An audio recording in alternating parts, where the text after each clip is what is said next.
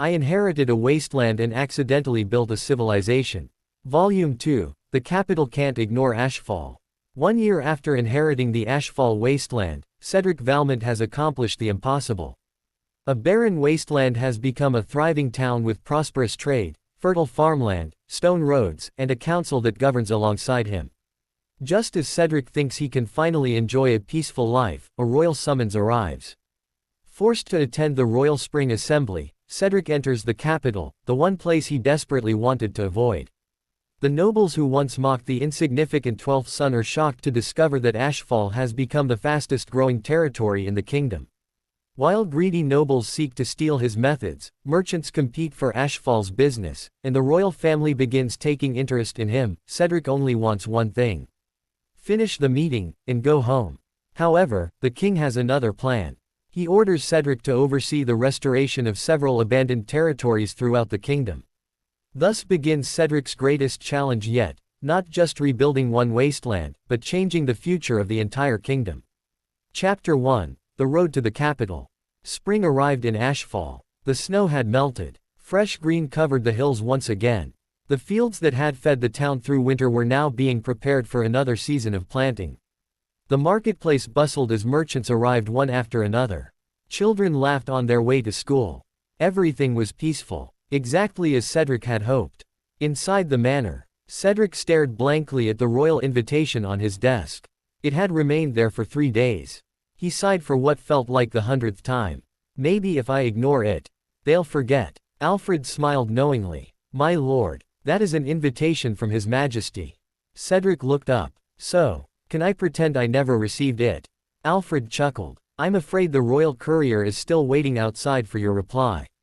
Cedric buried his face in his hands. This is a disaster. Later that afternoon, the Council of Ashfall gathered inside the council hall.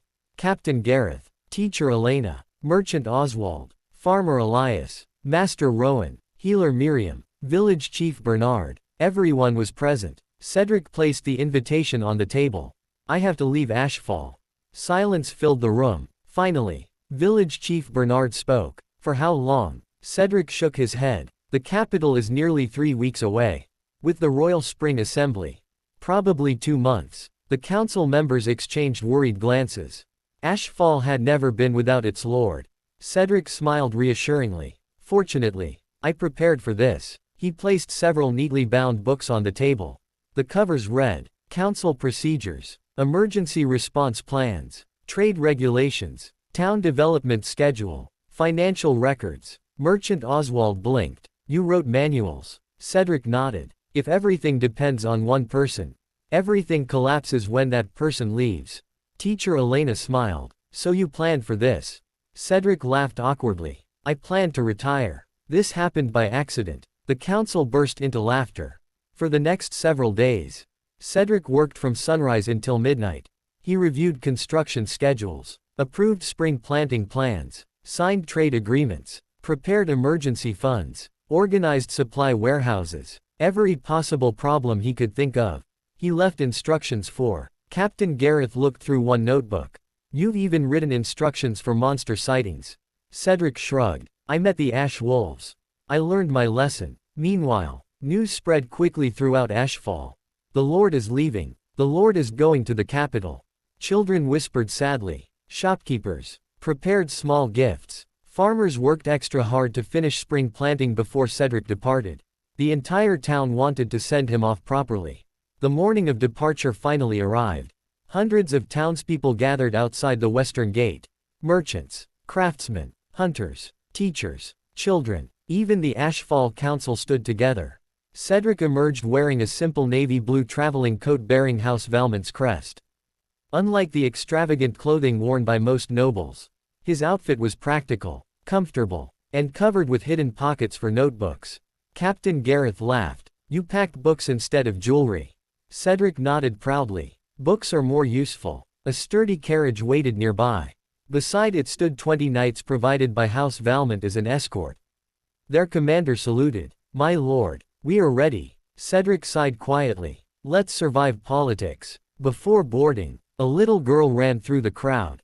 She was one of the refugee children who had arrived months earlier. My lord, She held out a small flower crown she had woven herself. It's for good luck. Cedric gently knelt. Thank you. He carefully accepted the crown and placed it inside his carriage. I'll bring it back. The little girl smiled brightly. You promise? I promise. Farmer Elias stepped forward next. My lord. He handed Cedric a small cloth bag. Inside were several handfuls of Ashfall wheat. The first harvest. So you'll never forget home. Cedric smiled warmly. I never could. Merchant Oswald laughed as he approached. I've already informed every merchant in the capital. Cedric looked horrified. You what? Oswald grinned. They're looking forward to meeting the Lord of Ashfall. Cedric slowly turned pale. Please tell me you're joking. The merchant only laughed louder. Teacher Elena stepped forward last. She handed Cedric a leather-bound notebook. My lord, for your observations. Cedric blinked. Another notebook. She smiled. I know you'll fill it before reaching the capital. Cedric couldn't argue. She was probably right. Finally, Village Chief Bernard raised his walking stick.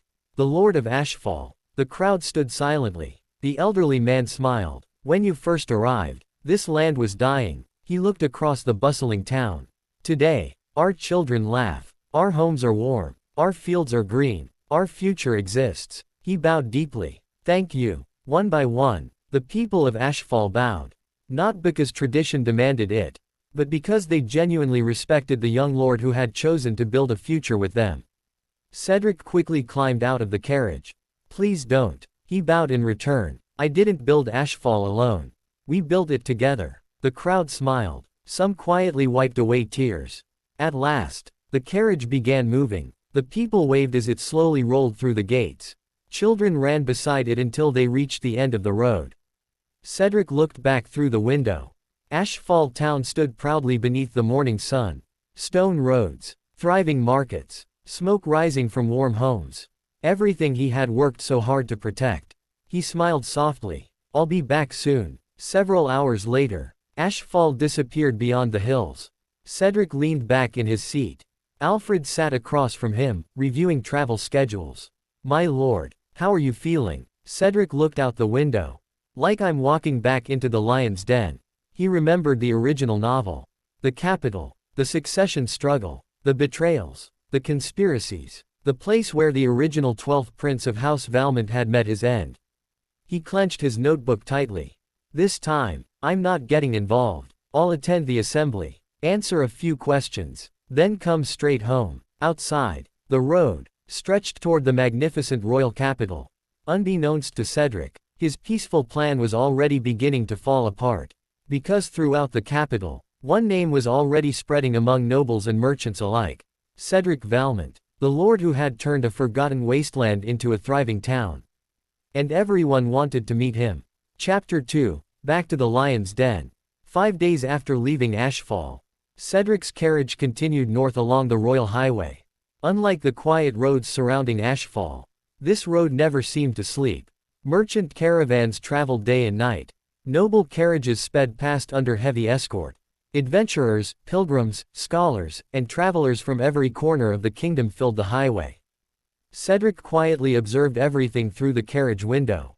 So many people. Alfred smiled. The closer we get to the capital, the busier it becomes. Cedric nodded. It hasn't changed. That evening, the escort stopped at a large roadside inn reserved for nobles.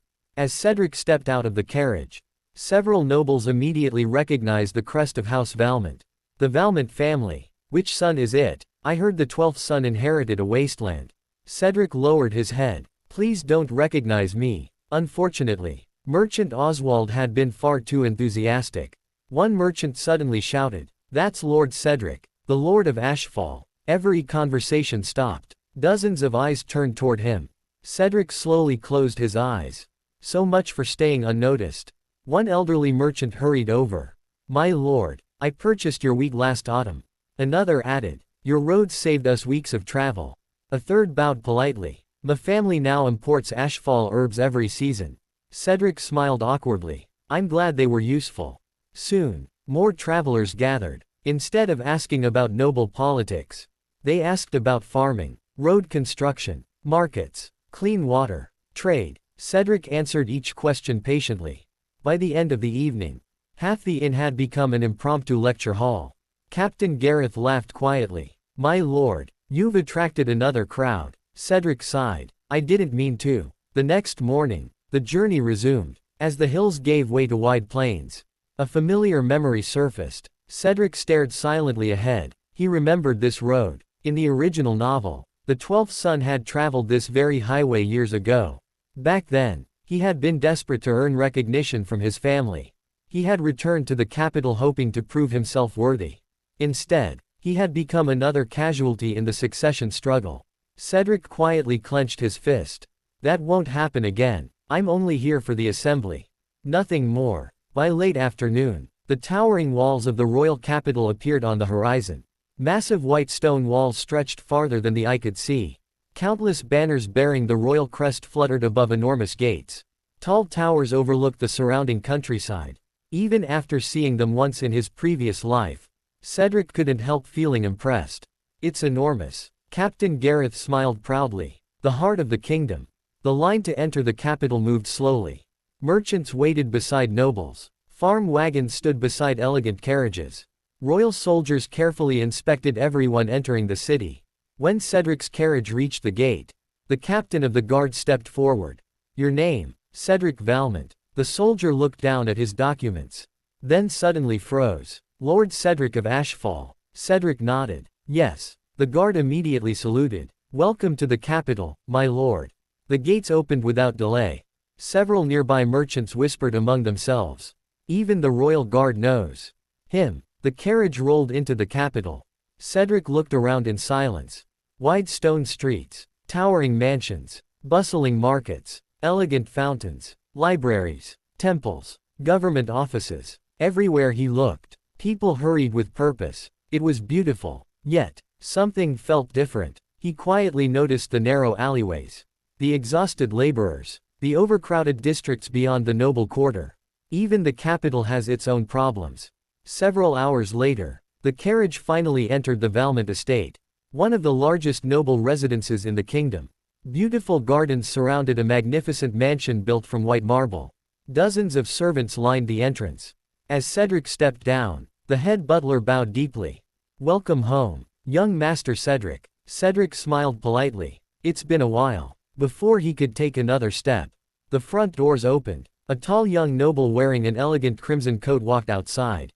His sharp features and confident posture immediately caught everyone's attention. He looked at Cedric for a long moment. "Little brother." Cedric recognized him instantly. Leon Valmont, the Duke's eldest son, one of the strongest candidates to inherit House Valmont. In the original novel, Leon had barely acknowledged the 12th Son's existence. Now, he slowly approached Cedric. The servants held their breath. Cedric remained calm. "Good afternoon, elder brother." Leon studied him carefully. "You've changed." Cedric smiled. "I've been busy." Leon glanced toward the Ashfall escort. The practical carriage. The neatly organized travel supplies. The notebooks stacked inside. Everything about Cedric felt different. No luxurious decorations. No expensive ornaments. Only efficiency. The eldest son quietly smiled. "I've heard many stories about Ashfall." Cedric rubbed the back of his neck. "I wish people would stop telling them." Leon actually laughed. It was the first time the servants had seen him laugh in front of one of his younger brothers. Interesting. Very interesting. As Cedric entered the mansion, he paused for just a moment. The grand hallway. The polished marble floors. The portraits of generations of House Valmont. Everything was exactly as he remembered. The place where the original Cedric had spent his childhood. The place where he had eventually died. Cedric took a slow breath. "I'm back. But this time, I'm no longer the weak 12th Son waiting to become a victim." Behind him, several pairs of curious eyes followed his every step. The Lord of Ashfall had returned. And House Valmont was beginning to realize that the forgotten youngest son had become someone they could no longer ignore. Chapter 3, The Royal Spring Assembly. The morning sun rose over the royal capital. Church bells echoed across the city. Today, every noble in the kingdom would gather inside the royal palace. Cedric stood before a mirror while adjusting the formal navy coat of House Valmont. Unlike the flashy uniforms worn by most aristocrats, his attire remained simple, elegant, practical. He checked one last thing. a small notebook hidden inside his inner pocket. Alfred smiled. My lord, you brought it. Cedric nodded. I feel safer with it. Outside, dozens of luxurious carriages lined the streets leading to the palace. Each bore the crest of one of the kingdom's great noble houses. House Valmont's carriage rolled into the palace courtyard. As Cedric stepped outside, whispers immediately spread. That's him, the Lord of Ashfall, the 12th Son. I heard he turned a wasteland into a town. He looks younger than I expected. Cedric quietly lowered his gaze. Ignore them. Attend the meeting. Go home. The royal palace stood before him. Its towering white marble pillars reached toward the heavens. Golden banners fluttered in the spring breeze. Hundreds of royal guards stood perfectly still. Everything radiated power. As Cedric climbed the palace steps, he couldn't help remembering. In the original novel, this very palace had been the beginning of countless political conspiracies. Many people entered smiling, few left unchanged. Inside the grand assembly hall, hundreds of nobles filled the enormous chamber. The room was arranged according to rank. The royal family at the front, great dukes behind them, marquises, counts, viscounts, barons, representatives from the merchant guild, scholars, military commanders, even foreign envoys. Cedric quietly took his assigned seat among the members of House Valmont. He intended to remain invisible. A familiar voice interrupted his thoughts. Little brother. Leon Valmont sat beside him. You seem nervous. Cedric smiled awkwardly. I dislike crowded places. Leon looked around the hall. Understandable. Then, his older brother quietly added. But don't underestimate yourself. Cedric blinked. What? You've accomplished something remarkable. Before Cedric could answer, a trumpet sounded. Boom. The enormous hall instantly fell silent. The great doors slowly opened. Royal guards entered first. Behind them, the ministers. Then, the royal family. At their center walked an elderly man wearing a crown of gold and sapphire. His gaze was calm, sharp, commanding. King Aldrich IV. Every noble stood and bowed. Long live His Majesty. The king's voice echoed throughout the chamber. You may be seated. The royal spring assembly officially began. Reports from across the kingdom were presented. Border security, harvest forecasts, trade revenues, military expenditures. One by one, ministers gave their summaries. Cedric quietly listened while taking notes. The northern provinces had a poor harvest. Western roads still need repairs. River trade increased by 12%. Old habits from his previous life returned naturally. Several hours later, the Minister of Finance stepped forward. Your Majesty, our next report concerns territorial development. Cedric looked up. Please don't be Ashfall. The minister unfolded a document. Our most remarkable improvement this year belongs to Ashfall. Cedric slowly closed his notebook. Of course it does. Murmurs spread throughout the hall. The wasteland. Impossible. I heard those rumors. The minister continued. Population increased by nearly 40%. Trade revenue has tripled. 2 abandoned villages have been restored. New roads connect the frontier. Tax revenue continues to rise. Every statistic caused another wave of whispers. Some nobles looked impressed. Others looked skeptical. Cedric wished the floor would swallow him whole.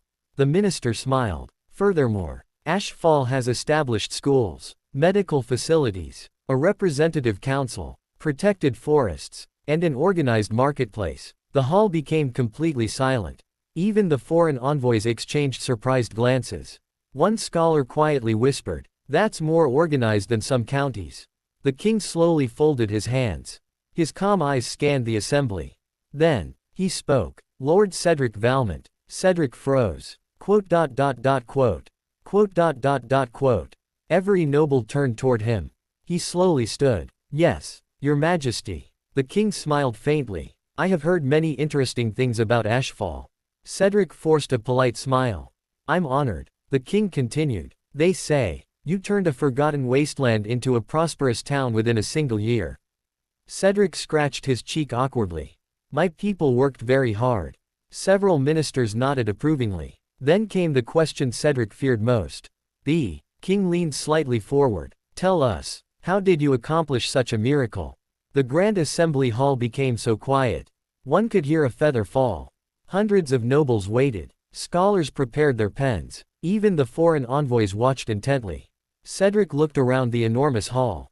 So many expectant faces. So much curiosity. He quietly sighed. If I explain everything, they'll ask even more questions. But if I refuse, they'll become suspicious. He took a deep breath. Then smiled politely. Your Majesty, I simply tried to solve one problem at a time. The hall blinked. What? Cedric continued calmly. We repaired the wells before building markets. We built roads before expanding trade. We restored farms before increasing taxes. We listened to our people before making decisions. He shrugged. I only did what seemed logical. The nobles stared at him. His explanation sounded almost disappointingly simple. Yet, none of them could argue with the results. The king rested his chin on one hand. A faint smile appeared. Interesting. Cedric immediately sensed danger. Whenever powerful people smiled like that, they were planning something. And somehow, he had a terrible feeling. His peaceful return to Ashfall was already becoming less likely. Chapter 4, The Miracle of Ashfall. The Grand Assembly Hall remained silent. Hundreds of nobles continued staring at Cedric. His answer had been simple. Too simple. Yet, no one could deny the results. King Aldrich rested his hands upon the armrests of his throne. A faint smile appeared on his face. Logic. He slowly nodded. An answer so simple that everyone forgets it. The Minister of Finance stepped forward once more. Your Majesty, if I may. The king gestured for him to continue. The minister unfolded another thick report. I believe the assembly should understand exactly how extraordinary Lord Cedric's achievements truly are. Cedric quietly sighed. There's more. The minister raised the first document. 1 year ago, Ashfall contained only one dying village. He raised another. Today, it governs 2 thriving settlements officially recognized as Ashfall Town. Murmurs spread throughout the hall. The next report, population, 273. He placed it beside another. Current population, 389. Gasps echoed across the chamber. A 42% increase. Without forced migration. Another document, tax revenue. He looked around the hall. Increased by over 300%. Several counts immediately frowned. Impossible. No frontier territory grows that quickly. The minister ignored the interruption. Agricultural production, wheat, vegetables, medicinal herbs, fruit orchards, livestock. Every category increased dramatically. He lowered the report. And not through conquest, but through restoration. The nobles whispered among themselves. He restored abandoned farmland. Without slaves. No military campaign. How? Cedric rubbed his forehead. Please stop talking about me. The minister continued. Public infrastructure. Road construction. Marketplace. Granaries. Water systems. Public school. Medical clinic. A representative council. One scholar stood abruptly. A council. The minister nodded. Representatives chosen from farmers, merchants, craftsmen, teachers, healers, hunters, and village elders. The scholar slowly sat back down. Fascinating. Then came the final report. The treasury. The minister smiled. Ashfall finished the year with a financial surplus. The room exploded. What? That's impossible. My territory barely broke even. How can a wasteland have excess funds? Cedric quietly whispered to Alfred. Is it too late to pretend I'm sick? Alfred struggled not to laugh. I'm afraid so, my lord. King Aldrich raised one hand. The hall instantly became silent. He looked directly at Cedric. Lord Cedric. Cedric stood again. Yes, your majesty. I have one question. Cedric braced himself. If you had received fertile land instead of a wasteland, what would you have accomplished? The entire hall waited. Cedric thought carefully. Then smiled. Probably less. The nobles blinked. The king tilted his head. Explain. Cedric answered honestly. If the land had already been prosperous, I would have changed very little. But because everything was broken, I was forced to question every problem. He continued calmly. I didn't inherit wealth. I inherited empty land. So I asked, why is it empty? I fixed that. Then I asked, what is the next biggest problem? I fixed it too. Then the next. And the next. Until eventually, there were fewer problems than before. Silence filled the hall once again. An elderly minister quietly smiled. One problem at a time. Cedric nodded. Yes, you don't rebuild a civilization in one day. You solve today's problem, then tomorrow's, The scholar from earlier quickly began writing. Around him, dozens of ministers did the same. A marquis suddenly stood. My lord, Cedric looked over. If rebuilding a wasteland is so easy, why hasn't anyone else done it? The question echoed throughout the chamber. Cedric answered without hesitation. Because everyone keeps looking for miracles. He looked around the room. I only looked for work. The hall fell silent. Even King Aldrich smiled openly now. A remarkable answer. The king slowly rose from his throne. Every noble stood immediately. The king's voice echoed throughout the hall. For generations, the frontier has been treated as a burden. He looked toward Cedric. Yet one young lord has reminded this kingdom that abandoned land is not worthless. It is merely waiting for someone willing to rebuild it. The hall remained silent. Then, the king began applauding. One clap, then another. Soon, the ministers joined. The scholars followed. Even several nobles reluctantly applauded. Within moments, the grand assembly hall echoed with thunderous applause. Cedric stood frozen. They're applauding. Why are they applauding? He wanted nothing more than to disappear. Instead, he had just become the center of attention in the entire kingdom. As the applause slowly faded, Cedric noticed several unfamiliar nobles quietly leaving the hall. None looked pleased. One whispered to another, "Find out everything about Ashfall. I don't believe his explanation." Another nodded. There has to be another secret. Cedric watched them leave. Here it comes. In the original novel, success always attracted two kinds of people. Those who wished to learn, and those who wished to steal. As the Royal Spring Assembly continued, Cedric realized his greatest challenge would no longer be rebuilding a wasteland. It would be protecting everything he had built. Because somewhere inside the capital, eyes had already begun turning toward Ashfall. Not with admiration, but with greed. Chapter 5, The 12th Son's Secret. The Royal Spring Assembly had ended.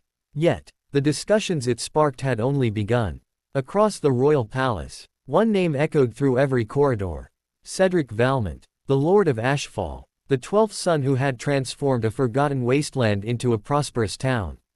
Unfortunately for Cedric, he was completely unaware. At that very moment, Cedric sat quietly in the guest residence provided to House Valmont. A cup of tea rested beside him. He opened his notebook. Objectives. Attend the assembly. Answer the king's questions. Next objective. Return to Ashfall as soon as possible. Cedric smiled with satisfaction. So far, so good. A loud knock interrupted him.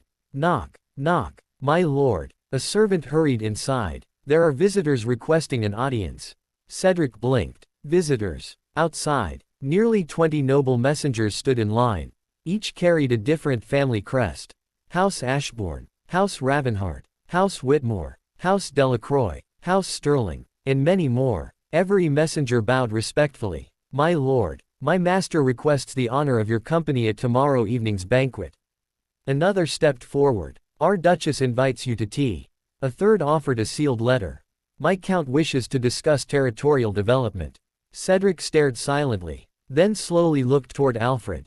Help. Inside the sitting room, the invitations continued arriving. Banquets, garden parties, private dinners, business meetings, hunting trips, tea ceremonies, academic lectures, merchant gatherings. By sunset, an entire table had disappeared beneath neatly stacked invitations. Cedric rubbed his temples. I came here for one meeting. Alfred nodded sympathetically. You've become popular. Cedric sighed. I preferred being ignored. Elsewhere, inside one of the palace's private lounges, several influential nobles gathered around a fireplace. A duke spoke first. A frontier town doesn't grow that quickly. A marquis nodded. I agree. A count leaned forward. Perhaps Ashfall contains hidden gold mines. Another replied. Or ancient ruins. Someone whispered. Maybe a divine blessing. The room grew quiet. Finally, an elderly viscount spoke. Or, perhaps the boy himself is hiding something. The speculation spread rapidly. Some believed Cedric had discovered lost magic. Others insisted dragons protected Ashfall.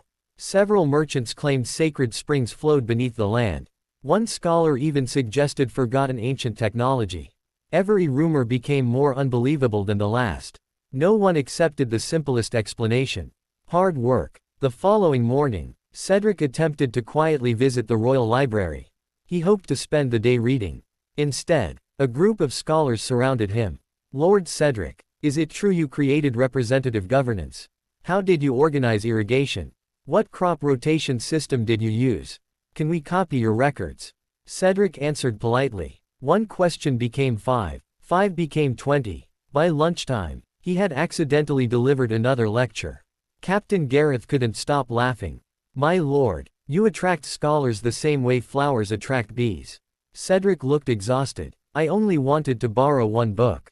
Meanwhile, not everyone admired Cedric. Deep inside the palace, 3 young nobles met in secret. One slammed his fist against a table. A wasteland. My territory is richer than his. Another frowned. The king applauded him. The third quietly said, if Ashfall keeps growing, our influence will decline. Silence followed. Finally, one noble smiled coldly. Then let's discover his secret. If he refuses, we'll simply take it. That afternoon, Cedric wandered through one of the palace gardens. Finally, peace. Flowers bloomed beneath the spring sun. Birds sang. No one asked him questions. He sat on a stone bench and happily opened a book. This is nice. Then, a shadow appeared. Cedric slowly looked up. Another noble stood before him. Then another. Then another. One politely bowed. My lord Cedric, we've heard much about Ashfall. We hope you'll share your secret. Cedric smiled helplessly. Again, the oldest among them spoke. My lord, no ordinary man could accomplish everything you've described. There must be something more. Cedric closed his book. There is. Every noble leaned forward eagerly. Cedric smiled. I wake up early. Silence. One noble blinked. Excuse me. Cedric continued with a perfectly straight face. I inspect roads. I speak with farmers. I read reports. I solve problems. I sleep. Then I repeat. Another long silence followed. Finally, one noble laughed awkwardly. Surely, there's another secret. Cedric shook his head. No. The nobles left looking deeply unsatisfied. One whispered, he's hiding it. Another agreed. No one succeeds through ordinary work alone. Cedric watched them disappear. He sighed softly. People really dislike simple answers. Later that evening, Leon Valmont entered Cedric's room. You've caused quite a stir. Cedric looked up from another notebook. So I've heard. Leon smiled faintly. They're all searching for your secret. Cedric chuckled. I've already told them. Leon crossed his arms. And, they don't believe me. For the first time that day. Leon laughed openly. I almost feel sorry for them. Cedric tilted his head. Why? His older brother looked directly at him. Because your greatest secret is that there never was one. Cedric smiled. Exactly. Leon nodded thoughtfully. And somehow, that makes you more dangerous than any genius. That night, throughout the capital, rumors continued spreading. Hidden treasure, ancient relics, lost magic, divine blessings. None of them were true. The real secret behind Ashfall's miracle was far less exciting. A young lord who asked the right questions, worked alongside his people, solved one problem at a time, and never stopped improving. Ironically, that ordinary truth was the one thing the kingdom found hardest to believe. Because sometimes, the greatest mystery wasn't how miracles happened. It was why so few people noticed they were built through countless ordinary days. Chapter 6, Reunion with Father. The following morning, a royal servant arrived at Cedric's room. He bowed respectfully. Lord Cedric, His Grace, Duke Roland Valmont, requests your presence. Cedric paused. Father. The servant nodded. Immediately, Cedric quietly closed his notebook. He already knew this meeting would come.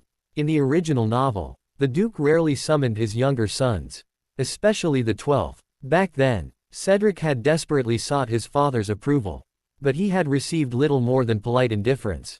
This time, things were different, not because the Duke had changed, but because Cedric no longer sought anyone's recognition. The Duke's private office occupied the highest floor of the Valmont estate. Massive bookshelves lined the walls. Maps covered one side of the room. Military reports covered another. The office reflected the life of a man who had spent decades governing one of the kingdom's greatest noble houses. Cedric knocked. Come in. The familiar deep voice echoed through the room. Duke Roland Valmont sat behind an enormous oak desk. His silver hair was neatly combed. Sharp blue eyes calmly observed his youngest son. For several moments, neither spoke. Finally, the Duke broke the silence. You've grown. Cedric smiled politely. So I've been told. A faint smile tugged at the Duke's lips. You've become more confident. Cedric simply nodded. The Duke stood and walked toward the large window overlooking the capital. I received reports from Ashfall months ago. Cedric quietly listened. I dismissed them. He looked back. I believed they were exaggerated. Cedric chuckled softly. A reasonable assumption. The Duke folded his arms. So I sent my own investigators. Cedric blinked. You did. They returned. And every report matched the previous ones. The room fell. Silent. Then, the Duke spoke words Cedric never expected to hear. I'm proud of you. Cedric froze. Quote. In both his previous life and the original novel, those words had never been spoken. Not once. The Duke continued. When you requested Ashfall, I believed you were running away. Cedric smiled awkwardly. I was. The Duke raised an eyebrow. Cedric laughed. I wanted a peaceful life. For the first time, the stern Duke laughed. A quiet, genuine laugh. So that's true. He walked toward one of the maps. It displayed the entire Valmont duchy. His finger stopped at Ashfall. When I inherited this duchy, my father told me, a lord's duty is not to collect land. It is to give people a future. He looked directly at Cedric. You understand that better than many heirs. Cedric lowered his eyes. I simply solved the problems in front of me. The Duke nodded. Exactly. He returned to his desk and opened a locked drawer. Inside rested an old leather journal. This belonged to your grandfather. Cedric accepted it carefully. The cover showed years of wear. His notes. On governing frontier territories. Cedric looked surprised. You kept this all these years. The Duke nodded. I intended to give it to whichever child understood its value. He gently pushed the journal closer. I believe I've found that child. Cedric carefully opened the first page. The handwriting was old, elegant. The very first sentence read, a ruler who never walks his own roads will never know where they are broken. Cedric smiled. I like him already. The Duke laughed quietly. So did I. After several minutes, the conversation turned more personal. How is Ashfall? Cedric's expression immediately softened. The children have a school. The farmers smile during harvest. The merchants keep complaining we don't have enough warehouses. The council argues over playgrounds. The Duke listened carefully. Playgrounds. Cedric nodded. They're surprisingly important. The Duke chuckled. I'll take your word for it. For the first time in many years, father and son spoke. Not as Duke and heir. Not as ruler and subordinate. Simply, as family. Cedric told stories about the ash wolves. The first harvest. The roads. The council. The refugee children. The Duke listened without interruption. Occasionally smiling. Occasionally laughing. As Cedric prepared to leave, the Duke suddenly spoke again. Cedric. He stopped. Yes, father. The Duke hesitated for a rare moment. If you ever require assistance, my door is open. Cedric looked at him quietly. Then smiled. Thank you. I'll remember that. Outside the office, Leon leaned against the hallway wall. You were inside for quite a while. Cedric nodded. We talked. Leon smiled knowingly. He gave you grandfather's journal. Cedric blinked. You knew. Leon nodded. I've been waiting years to see who would receive it. Cedric looked down at the old leather book. It's an honor. Leon shook his head. No, it's something you earned. Later that evening, Cedric sat alone in his room. He slowly turned another page of the journal. More notes. More observations. More practical wisdom. Not military strategy. Not political schemes. Simply, advice from one lord trying to leave a better world behind. Cedric gently closed the book. He smiled softly. Perhaps, the greatest surprise of returning to the capital wasn't the king's attention, or the jealous nobles. It was discovering that the father he had once believed so distant had quietly been watching Ashfall all along. And though he had never said the words before, today, for the first time, Cedric truly felt accepted as a son of House Valmont. Outside the manor, the lights of the capital shimmered beneath the spring night, while inside, an old family bond, nearly lost to time, had finally begun to heal. Chapter 7. Invitations from every noble house. The morning after meeting his father, Cedric had only one goal. Leave the estate quietly. Visit the royal library. Read in peace. Return before dinner. A perfect day. Cedric stepped out of the mansion carrying only two things: a notebook and his grandfather's journal. He had barely reached the front gate when, "My lord Cedric," a servant hurried toward him. "An invitation has arrived from House Ashbourne." Cedric accepted the envelope politely.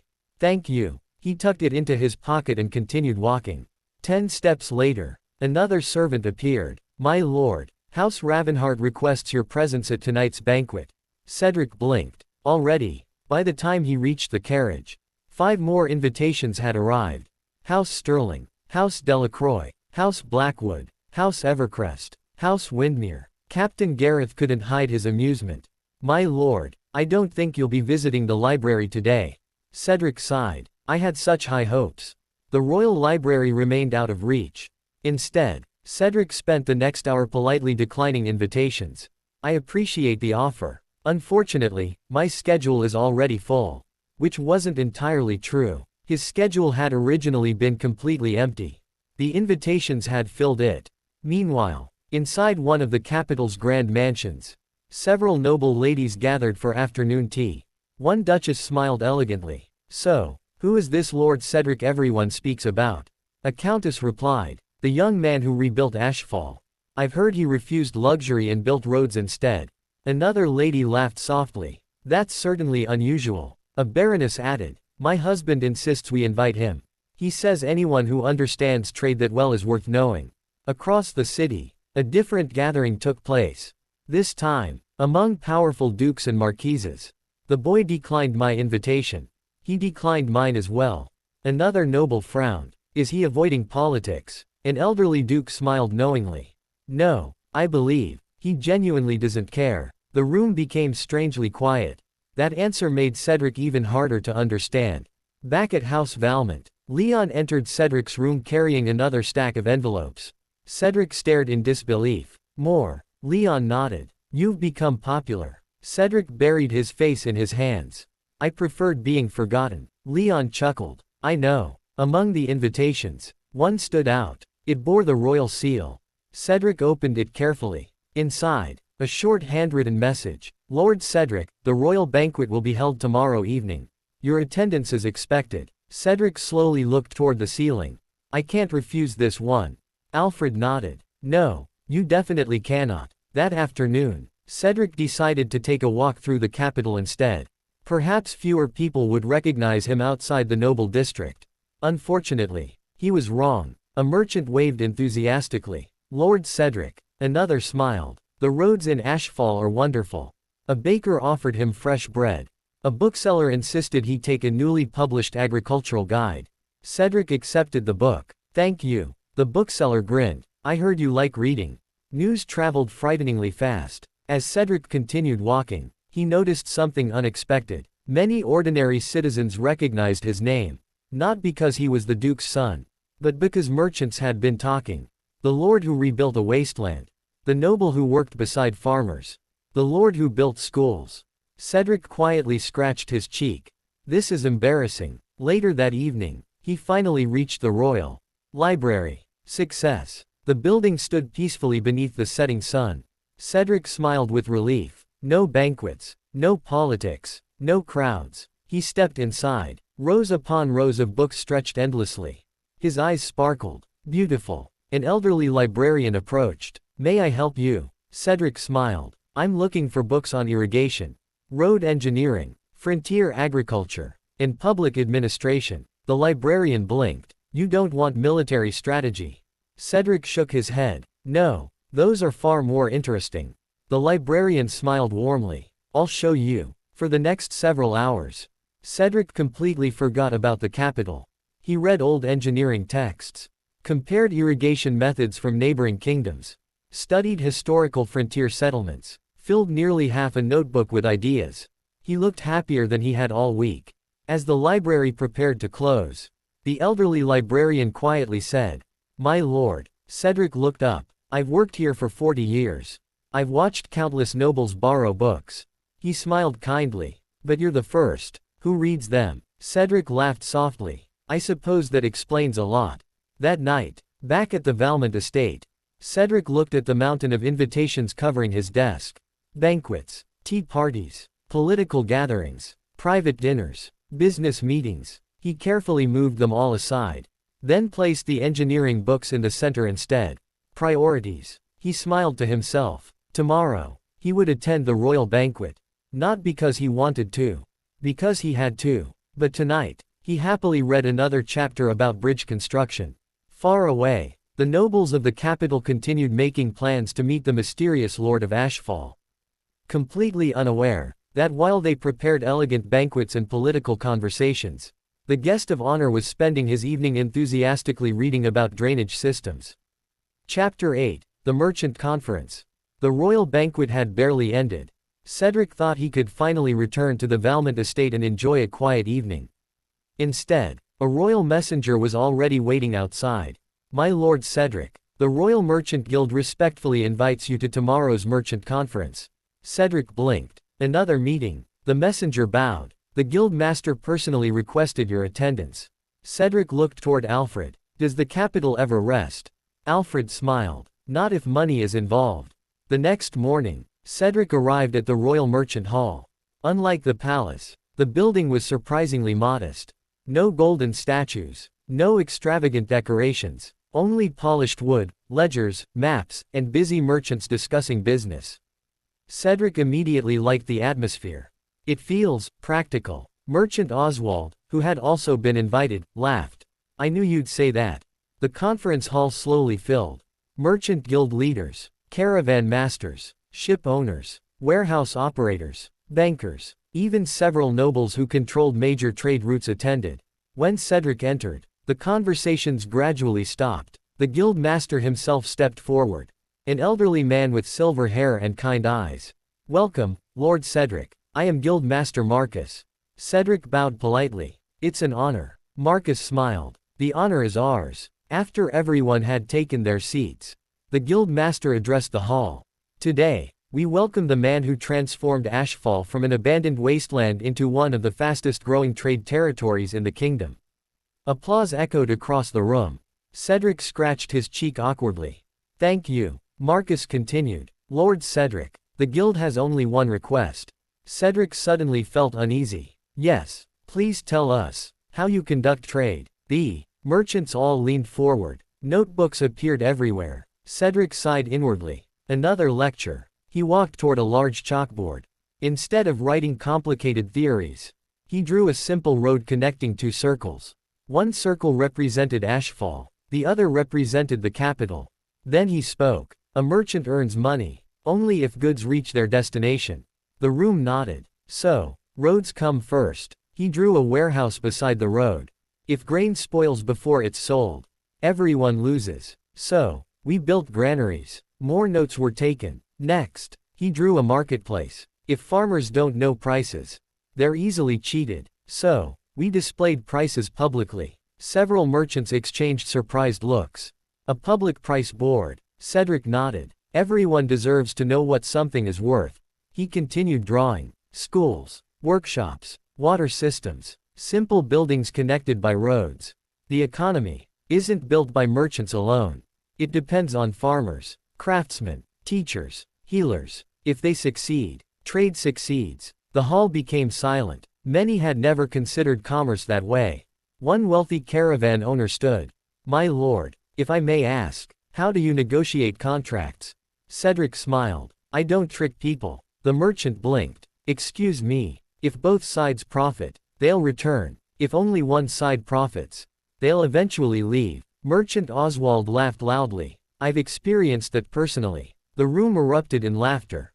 Another merchant raised his hand. What about taxes? Cedric answered immediately. Low enough that merchants want to visit, but stable enough that roads can be maintained. The guild master nodded thoughtfully. A long-term approach. Exactly. Cedric smiled. A merchant who returns every month is worth far more than one who only comes once. By noon, the conference had transformed into an open discussion.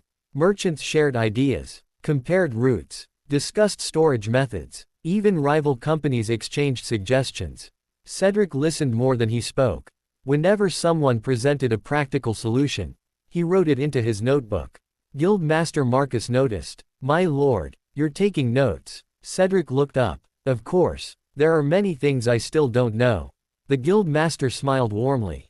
A man who continues learning never truly stops growing. After the conference, Marcus invited Cedric into his private office. He opened a cabinet containing dozens of old trade maps. My lord, I have watched merchants for 50 years. He looked directly at Cedric. Most people believe trade follows wealth. He slowly rolled out one map. But after listening to you, I believe wealth follows trust. Cedric nodded. If people trust the roads, they travel. If they trust contracts, they trade. If they trust the government, they invest. Marcus smiled. I finally understand why Ashfall grew so quickly. Before Cedric left, the guild master presented him with a beautifully crafted brass seal. The Royal Merchant Guild's honorary trade seal. Cedric looked surprised. For me, Marcus nodded. It grants priority assistance from guild branches throughout the kingdom. The merchants applauded. You've earned it. Cedric accepted the seal respectfully. Thank you. I'll use it wisely. As he stepped outside, Merchant Oswald caught up with him. So, how was your first merchant conference? Cedric looked toward the bustling streets of the capital. It was actually enjoyable. Oswald laughed. I knew it. You've finally found a meeting you don't dislike. Cedric smiled. I still prefer Ashfall. That evening, Cedric updated his notebook. Trade principles. Roads before profits. Trust before contracts. Fair prices build loyal markets. Long-term partners are worth more than quick profits. Prosperity grows when everyone grows together. He closed the notebook with satisfaction. Outside, the lights of the capital shimmered beneath the evening sky. Inside the merchant hall, Guild Master Marcus watched Cedric's carriage disappear into the distance. He smiled quietly. The nobles see a talented young lord. The king sees a capable administrator. But I see the man who may change how this entire kingdom does business. And far away in Ashfall, the stone road Cedric had built continued carrying wagons toward the capital, proving that his ideas were already changing the kingdom long before anyone realized it. Chapter 9. The Princess Who Loves Architecture. The morning after the merchant conference, Cedric believed the worst was finally over. He packed his notebooks, organized his luggage, and even asked Alfred, "When can we leave for Ashfall?" Alfred smiled apologetically. "I'm afraid there is one more royal appointment." Cedric slowly closed his eyes. "Of course there is." A royal maid arrived shortly afterward. She bowed gracefully. "Lord Cedric, Her Royal Highness, Princess Eleanor, requests your company." Cedric blinked. "The princess." The maid nodded. "She wishes to discuss architecture." Cedric looked genuinely confused. Architecture. Several minutes later, Cedric entered one of the palace's private gardens. Unlike the formal gardens reserved for nobles, this one was filled with models. Miniature bridges, tiny houses, scale castles, water channels, windmills, wooden cities carefully arranged across long tables. Cedric's eyes widened. "These are impressive." A cheerful voice answered him. "You noticed the drainage channels first." Cedric turned around. Standing beneath a blooming cherry tree was a young woman wearing a simple white and blue royal dress. Unlike the lavish attire worn during ceremonies, she carried rolled blueprints beneath one arm. Her golden hair was tied into a practical ponytail. Bright emerald eyes sparkled with excitement. She smiled warmly. "I'm Princess Eleanor." Cedric bowed respectfully. "Your Highness." She quickly waved both hands. "Please don't be so formal. I've wanted to meet you for days." Cedric looked surprised. "Me?" She nodded enthusiastically. "You rebuilt Ashfall. I've read every report." And she held up one of his road sketches copied from the royal archives. "I have questions." Cedric quietly realized he wasn't escaping another lecture. He had walked into another one. Princess Eleanor spread dozens of blueprints across a large table. "First question. Why are your roads curved instead of perfectly straight?" Cedric smiled. "Because hills don't move." She immediately wrote that down. "What about marketplaces?" "They're placed near the wells, so people naturally gather there." She nodded excitedly. "And schools? Near the center, so every child walks about the same distance." Another note. The princess looked happier with every answer. Hours passed. Neither of them noticed. They discussed bridges, flood prevention, granaries, town planning, public squares, tree-lined roads, waste disposal. The palace servants quietly watched in amazement. No one had ever seen the princess speak for so long with someone outside the royal family. Finally, Princess Eleanor pointed toward one of her own city models. I've always wanted to redesign part of the capital. Cedric carefully examined it. May I? She immediately stepped aside. Please. Cedric moved a marketplace, added wider roads, relocated the warehouses closer to the river, expanded the drainage canals, created a public square beside the school. The princess stared. That's much better. Cedric shrugged. I simply imagined where people would naturally walk. Princess Eleanor laughed happily. I knew it. Knew what? You don't build for buildings. She smiled brightly. You build for people. Cedric blinked. Exactly. The princess pointed at him triumphantly. I've been telling the royal architects that for years. Later, the royal chief architect arrived. An elderly man carrying several rolled maps. He looked toward Cedric. So, you're the famous Lord of Ashfall. Cedric smiled awkwardly. I suppose. The architect examined Cedric's revised city model. Several long moments passed. Then, he quietly nodded. I have been designing cities for 40 years. He looked directly at Cedric. But you've reminded me of something. Cedric tilted his head. What is that? The old architect smiled. We often build impressive cities. You build comfortable ones. Princess Eleanor clapped happily. Exactly. She turned toward Cedric. Would you like to see my favorite project? Before Cedric could answer, she led him toward a massive wooden model covered by cloth. With dramatic excitement, she removed the cover. It revealed a complete model of the royal capital. Cedric slowly walked around it. His eyes widened. The craftsmanship was extraordinary. You built this. She nodded proudly. It took 6 years. Cedric smiled sincerely. It's beautiful. For just a moment, the princess looked genuinely happy. Not because she had received praise from a noble, but because someone had appreciated her work. As the afternoon came to an end, Princess Eleanor handed Cedric a rolled blueprint.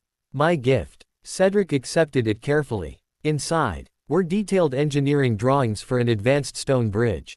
My grandfather designed it. She smiled. I think Ashfall could use something like this someday. Cedric bowed respectfully. I'll treasure it. Before he left, the princess asked one final question.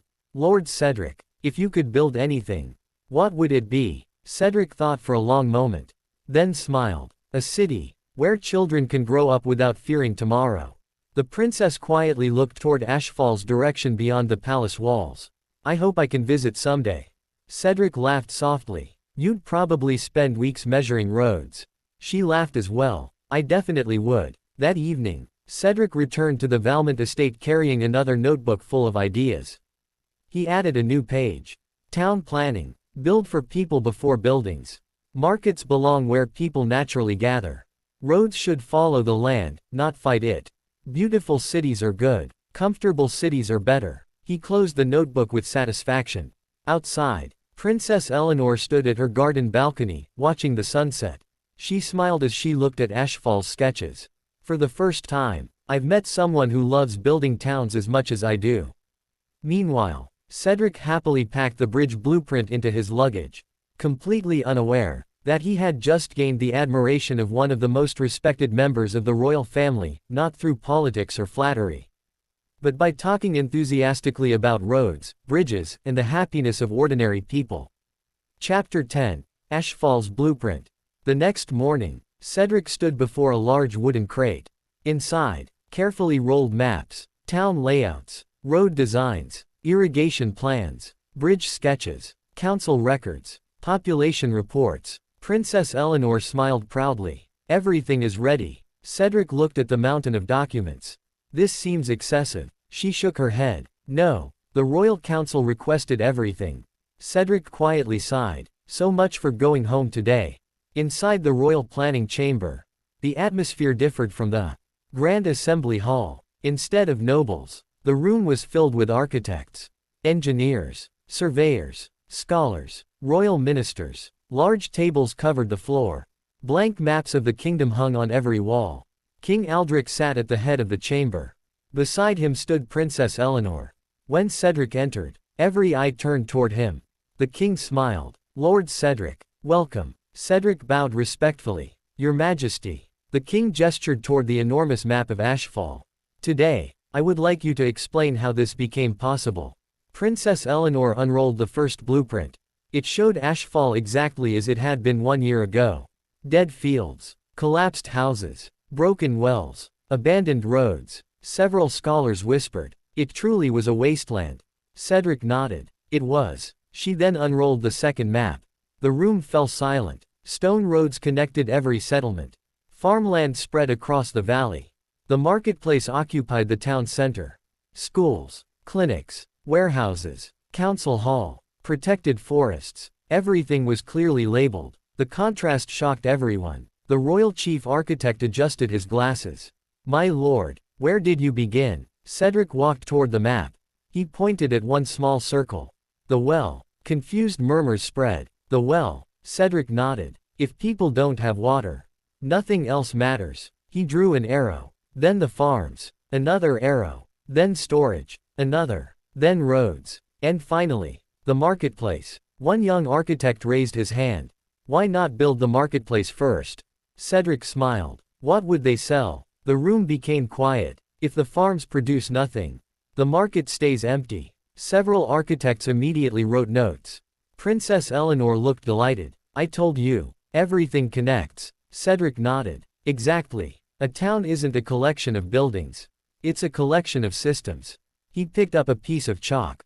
On the board, he drew 5 circles. Water, food, roads, trade, people, then connected every circle with lines. If one fails, the others suffer. If one improves, the others grow stronger. The scholars stared. It looked so simple. Yet, no one had ever explained development that way. The Minister of Agriculture stood. My lord, how did Ashfall avoid food shortages during reconstruction? Cedric answered immediately. We planted before we built. Several ministers blinked. We repaired farmland while rebuilding houses. People can live in temporary shelters. They can't survive without food. The minister slowly nodded. Practical. Next, the Minister of Education spoke. Why establish a school so early? Cedric smiled. Because rebuilding doesn't end with one generation.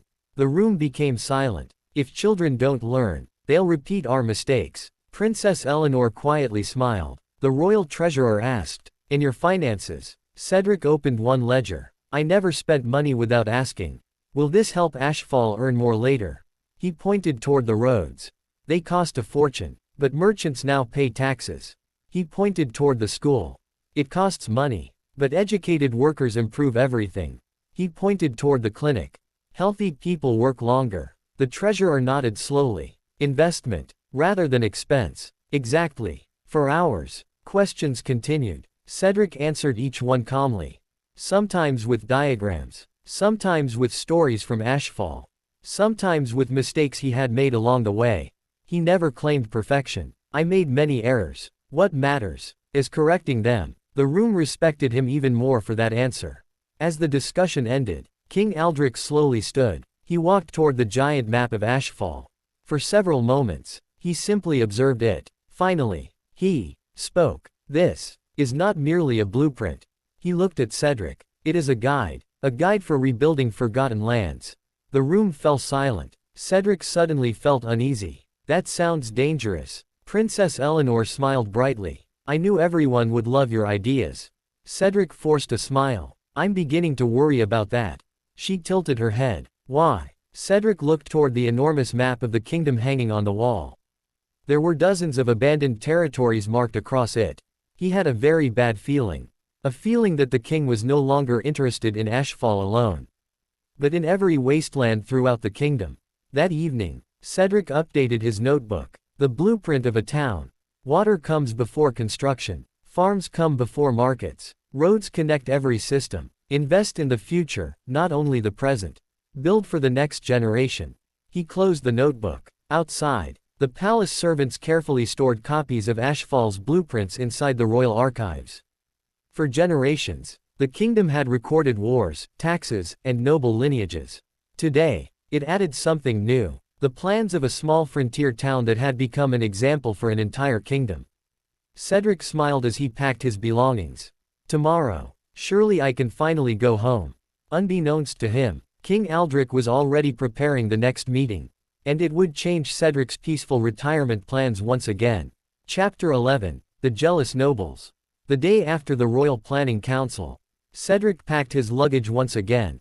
His notebooks, his grandfather's journal, Princess Eleanor's bridge blueprint, everything was finally ready. He smiled. At last, I can go home. A knock echoed through the room. Cedric froze. No. Alfred opened the door. A royal servant bowed respectfully. Lord Cedric, the royal court requests your presence. Cedric looked toward the ceiling. One last meeting. The servant hesitated. It appears several nobles have raised formal objections. Cedric sighed deeply. I knew it was too peaceful. Inside the Grand Assembly Hall, the atmosphere was very different from before. Gone were the curious smiles. Today, many nobles wore serious expressions. Some even looked openly hostile. King Aldrich sat quietly upon the throne. He observed the room without speaking. Cedric calmly took his place. A tall marquis stepped forward. He bowed respectfully toward the king. Your Majesty, I request permission to question Lord Cedric. The king nodded. Granted. The marquis turned toward Cedric. My lord, your accomplishments are extraordinary. Cedric smiled politely. Thank you. Too extraordinary. The hall became silent. The marquis continued. You expect us to believe that one young lord transformed a wasteland, using nothing but roads, farms, and hard work. Several nobles nodded in agreement. Cedric answered calmly. Yes. The marquis frowned. I don't believe you. Another count stepped forward. My territory is twice the size of Ashfall. I possess more soldiers, more wealth, more farmland, yet my income grows slowly. He looked directly at Cedric. Explain that. Cedric thought for a moment, then answered honestly. How often do you visit your villages? The count blinked. What? How often? The count crossed his arms. I receive reports. Cedric nodded. I asked, how often you visit? Silence. The count couldn't answer. A third noble laughed. Surely governing doesn't require walking through muddy villages. Cedric smiled faintly. No, it requires understanding them. The laughter slowly faded. The marquis spoke again. If your methods are truly so simple, then demonstrate them. Cedric tilted his head. Here. The marquis nodded confidently. Exactly. The king watched quietly, interested. Royal attendants quickly placed a large blank map upon the table. It showed an abandoned frontier territory. No labels, no plans, only rivers, hills, forests, and a ruined village. The marquis folded his arms. Show us. How would you rebuild this? The entire hall watched. Cedric stepped toward the map. He didn't rush. He simply observed it. Several long moments passed. Finally, he picked up a charcoal pencil. The first thing he drew was not a castle, not a marketplace, not defensive walls. He drew a circle, a well. Several nobles frowned. Again. Then, he marked fertile land, fields, a road, transportation, a warehouse, storage, a bridge, connection. Finally, a market, trade. He placed the charcoal down. There. The marquis frowned. That's all. Cedric nodded. For now. The marquis smiled triumphantly. You've forgotten defenses. Cedric calmly shook his head. No, I postponed them. The hall grew quiet. Cedric continued. If nobody lives there, who are the walls protecting? Silence. If nobody grows food, who feeds the soldiers? More silence. If nobody trades, who pays for the walls? No one answered. An elderly minister quietly nodded. Cause before consequence. Cedric smiled. Exactly. Another noble interrupted. But monsters. Cedric replied immediately. Evaluate the threat first. If monsters attack every week, build defenses. If they don't, feed the people first. Captain Gareth, standing among the military officers, smiled proudly. That's exactly what happened in Ashfall. The arguments continued for over an hour. Every criticism, Cedric answered calmly. Not with pride, not with anger, only with reason. Whenever he didn't know something, he admitted it. Whenever someone made a good point, he acknowledged it. Even the scholars noticed. One quietly whispered, he's discussing problems, not winning arguments. Finally, the marquis spoke one last time. My lord, I still believe you're hiding something. Cedric smiled helplessly. I am. The hall leaned forward. Cedric reached into his coat. Several guards instinctively tensed. He slowly pulled out a small notebook. The nobles stared. This Contains every mistake I made. He opened it. Pages upon pages of notes filled the book. Crossed out ideas. Failed experiments. Incorrect calculations. Rejected plans. Lessons learned. Cedric smiled. My greatest secret is that I wrote down my failures. The room fell completely silent. Princess Eleanor quietly smiled. I told you. The royal chief architect nodded. So that's why your plans improve. Cedric shrugged. If I forget my mistakes, I'll repeat them. King Aldrich slowly rose from his throne. The entire hall stood immediately. The king looked around the chamber. You have all questioned Lord Cedric. Now, I have a question for you. No one spoke. The king's voice echoed throughout the hall. How many of you keep a record of your own mistakes? Silence. Not a single noble answered. The king smiled faintly. There. He looked toward Cedric. I believe we have found the true secret of Ashfall. Not magic, not treasure, not divine blessings, but a lord humble enough to learn from every failure. As the assembly slowly ended, many nobles lowered their heads in thought.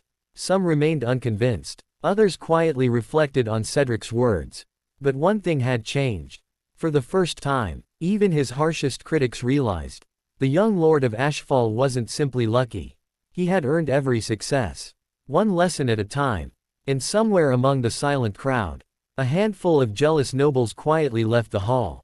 Their expressions had grown even darker. Reason had failed to expose Cedric. So, next, they would seek another way. The storm gathering around Ashfall had only just begun. Chapter 12, The King's Test. The Grand Assembly Hall remained quiet. Cedric's answers had left many nobles speechless. Yet, not everyone was convinced. Several aristocrats exchanged doubtful glances.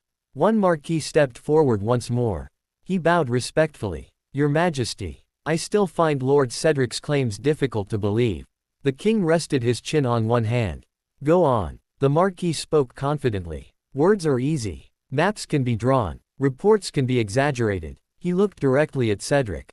But reality cannot. Several nobles nodded. The king remained silent. The marquis continued. If Ashfall is truly as remarkable as described, then let it be proven. The hall waited. King Aldrich slowly rose from his throne. His calm voice echoed throughout the chamber. I agree. Cedric blinked. You do. The king smiled faintly. The truth fears no examination. The king turned toward the royal chancellor. Prepare an inspection. The chancellor bowed. Immediately, Your Majesty. Murmurs spread across the hall. A royal inspection. The highest level. They rarely happen. Even the ministers exchanged surprised looks. Cedric quietly sighed. There goes my trip home. Princess Eleanor leaned toward Cedric.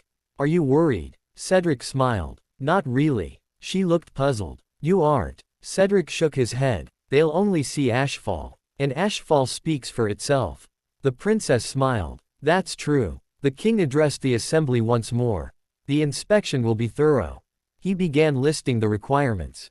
Agriculture, trade, roads, education, public health, financial records, council administration, security, population welfare. Every category would be examined.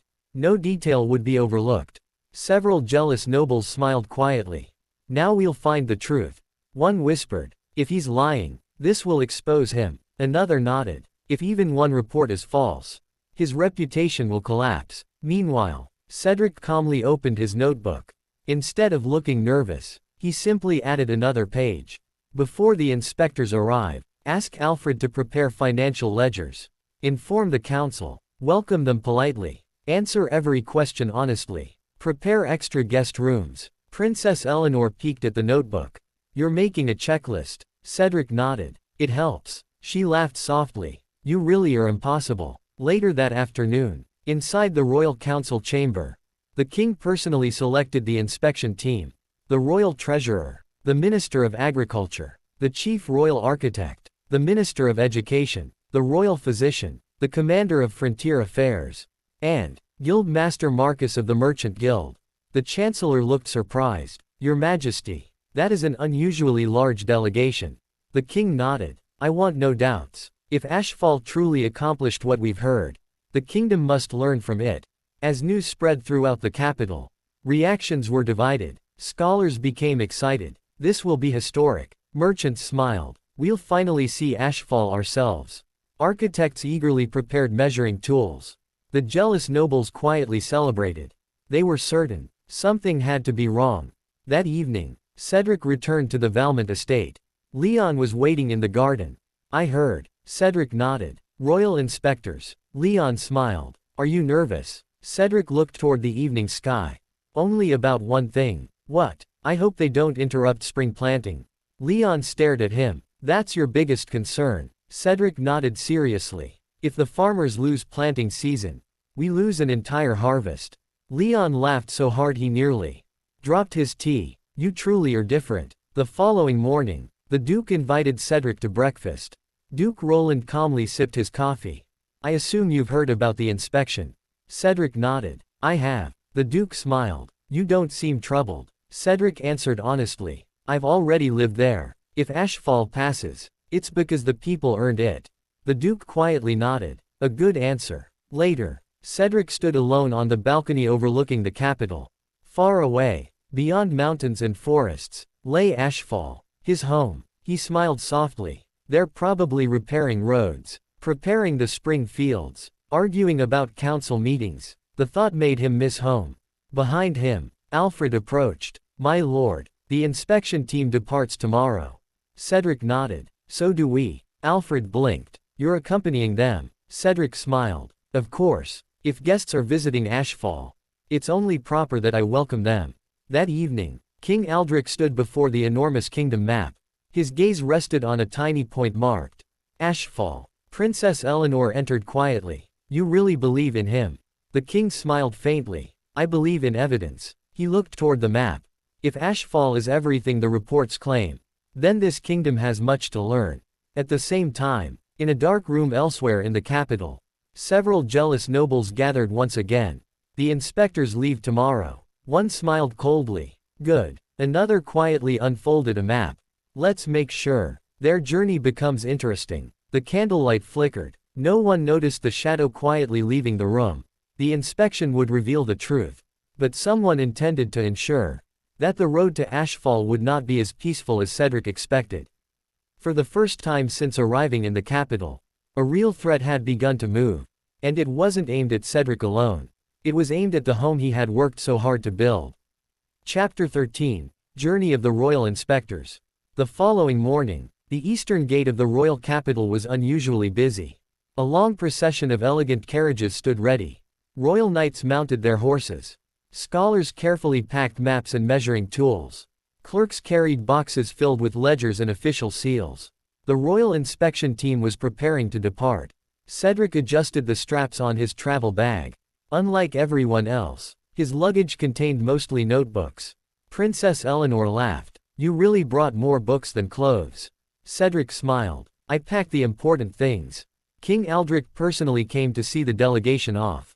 The nobles present immediately bowed. The king looked toward the inspection team. I expect complete honesty. He glanced at Cedric. No favoritism. Cedric nodded respectfully. I wouldn't ask for any. The king smiled with approval. The inspection team consisted of 7 people. Royal Treasurer Edwin, Minister of Agriculture Harold, Chief Royal Architect Victor, Minister of Education Selena, Royal Physician Dr. Helena, Commander of Frontier Affairs General Marcus Kane, Guild Master Marcus Rowan. Each represented a different part of the kingdom. Each had one task: discover the truth about Ashfall. The convoy departed shortly after sunrise. 20 royal knights escorted the delegation. Cedric's carriage traveled near the center. He quietly looked out the window. The familiar road stretched toward home. He smiled. It's good to be going back. During the first day, the inspectors questioned Cedric constantly. Minister Harold leaned forward. Lord Cedric, how did you improve poor soil? Cedric answered calmly. Compost, crop rotation, drainage. The minister quickly wrote everything down. The royal treasurer spoke next. You ended your first year with a surplus. How? Cedric smiled. I delayed unnecessary projects. What counts as unnecessary? Anything people can live without. The treasurer nodded thoughtfully. Princess Eleanor, who had been granted permission by the king to accompany the delegation as an observer, excitedly joined another carriage. She carried sketchbooks everywhere. Whenever they crossed a bridge, She immediately climbed out to examine its construction. Cedric couldn't help laughing. You really do measure roads. She smiled proudly. I told you I would. 3 days into the journey, the convoy reached the first frontier village. The inspectors expected another forgotten settlement. Instead, they found something surprising. The village roads were freshly repaired. Simple signposts pointed toward Ashfall. 3 days. Merchant wagons regularly traveled through the area. Guildmaster Marcus smiled. Trade is already spreading. That evening, the delegation rested at a roadside inn. As soon as the innkeeper recognized Cedric, he bowed deeply. Lord Cedric, we've been waiting for your return. The inspectors exchanged surprised glances. You know him. The innkeeper laughed. Everyone along this road knows Lord Cedric. He convinced the merchants to use this route. Business has doubled since then. Guildmaster Marcus quietly noted the statement. No one had instructed the innkeeper to say it. Later that night, the inspectors gathered privately. Minister Selena looked around the table. We haven't even reached Ashfall. Yet we're already seeing changes. General Kane nodded. The roads are safer. The royal treasurer added. Trade is noticeably heavier. Chief Architect Victor unfolded his own map. The improvements extend beyond Ashfall's borders. Silence filled the room. Meanwhile, several kilometers behind the convoy, 3 hooded riders quietly observed the procession from a distant hill. One lowered his spyglass. So, the inspectors really are going. Another nodded. The nobles were right. The third smiled coldly. Good. They must never arrive. The following morning, the convoy continued deeper into the frontier. The scenery gradually changed. Abandoned fields became healthy farmland. Broken fences had been repaired. Streams flowed through newly dug irrigation canals. Minister Harold looked amazed. These farms, they're not inside Ashfall. Cedric nodded. They belong to neighboring villages. The minister frowned. But why improve land you don't own? Cedric looked genuinely confused. Because they're my neighbors. The inspectors fell silent. Guildmaster Marcus laughed. That's exactly why trade improved.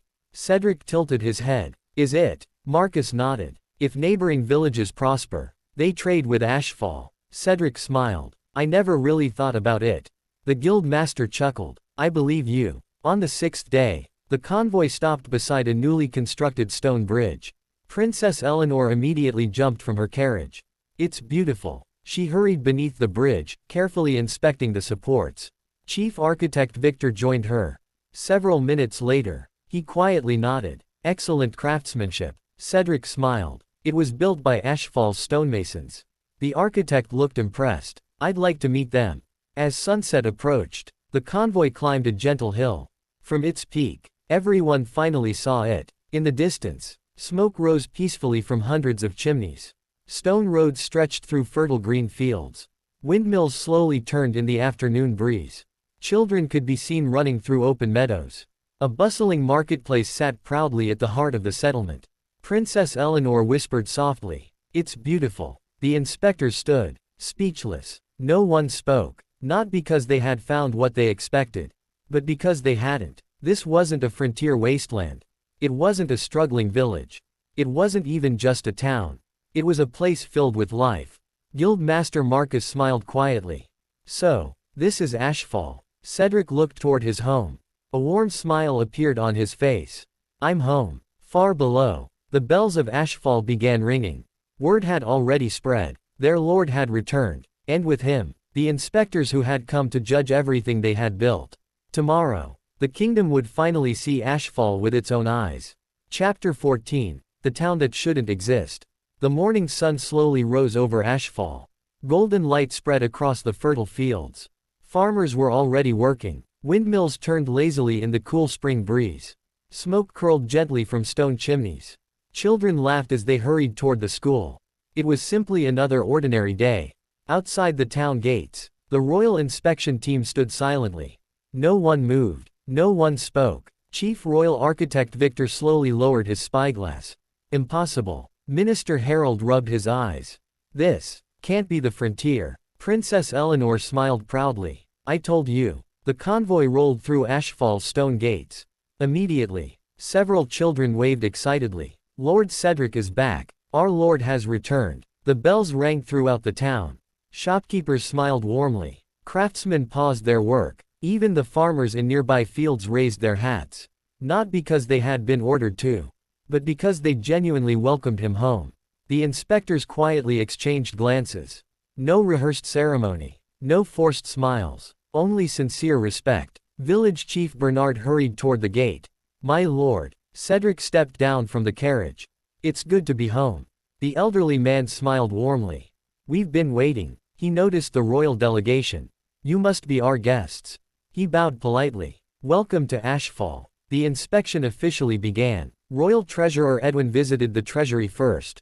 He expected disorder. Instead, every ledger was neatly organized.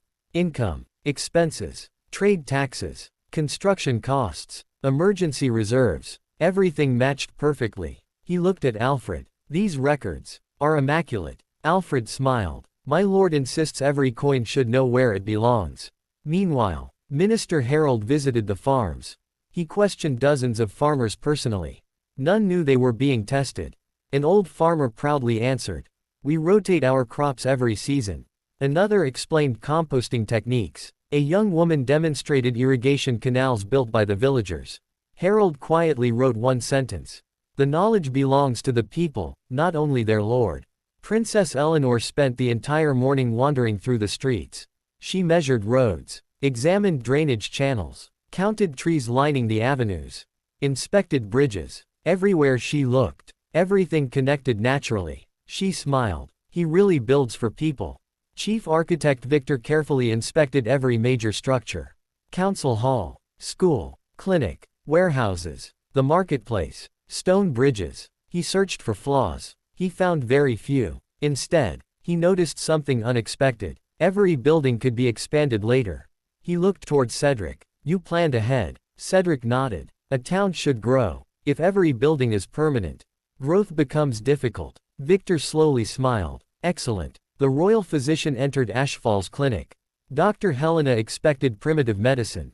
Instead, she found clean rooms, organized records, medicinal herb storage, simple sanitation procedures. The local healer smiled. "My lord insisted we wash everything." Dr. Helena looked surprised. Before treating patients, especially before treating patients, the royal physician quietly nodded. "Remarkable." Guild Master Marcus naturally visited the marketplace. Instead of questioning merchants, he watched. Fair negotiations, public price boards, standardized weights, orderly trade, travelers from neighboring villages. No shouting, no cheating, no confusion. Marcus laughed softly. This is exactly what he described. General Kane inspected the town defenses. The walls were modest, the guard patrols disciplined, watchtowers stood at important crossroads. Yet something surprised him. The citizens themselves helped maintain security. Hunters reported suspicious activity. Travelers registered upon arrival. Villagers knew emergency procedures. The general smiled. "The town protects itself." Captain Gareth nodded proudly. "Everyone has a role." By afternoon, the inspectors gathered inside the council hall. Coincidentally, it was council meeting day. Cedric didn't cancel it. Instead, he invited the inspectors to observe. Farmer Elias proposed expanding an irrigation canal. Teacher Elena requested additional classroom space. Merchant Oswald argued for another warehouse. Healer Miriam requested funding for new medical supplies. Village Chief Bernard suggested repairing a nearby bridge. Cedric listened quietly, then asked, "What does everyone think?" The council discussed each proposal together. No one feared speaking, even when they disagreed. Eventually, a decision was reached through discussion, not command. The inspectors watched in complete silence. When the meeting ended, Minister Selena spoke first. "I've never seen anything like this." The royal treasurer nodded. "Neither have I." Princess Eleanor smiled. "I have." She looked toward Cedric. "During every conversation we've had." As evening approached, the inspectors climbed the hill overlooking Ashfall. The same hill where Cedric had once stood alone. Below them, the town glowed beneath the setting sun. Children played in the park. Merchants packed away their goods. Farmers returned home. Warm lights slowly appeared in every window. No one looked afraid. No one looked hungry. No one looked forgotten. Chief Architect Victor quietly whispered, "This town shouldn't exist." Guild Master Marcus smiled. "It does." Minister Harold looked across the valley. We expected to inspect a frontier settlement. The royal treasurer slowly nodded. Instead, we found a model town. Princess Eleanor looked toward Cedric. You said it wasn't a miracle. Cedric smiled. It isn't. She looked around once more. Then softly replied, perhaps. The miracle wasn't the town. It was believing the people could build it. The inspectors remained on the hill long after sunset. Not because they still had questions, but because they couldn't stop looking at Ashfall. Tomorrow, they would complete their official reports. Yet in their hearts, the verdict had already been decided. Ashfall wasn't simply a successful frontier town. It was proof that even the most forgotten land could become a home, when someone chose to believe in it. Chapter 15, The King's Decision. The morning after the inspection, Ashfall woke as it always had. The blacksmith's hammer echoed through the streets. Farmers headed toward the fields. Children hurried to school with cheerful laughter. Merchants opened their stalls. To the people of Ashfall, it was simply another ordinary day. To the royal inspection team, it was the day they would write a report that could change the kingdom.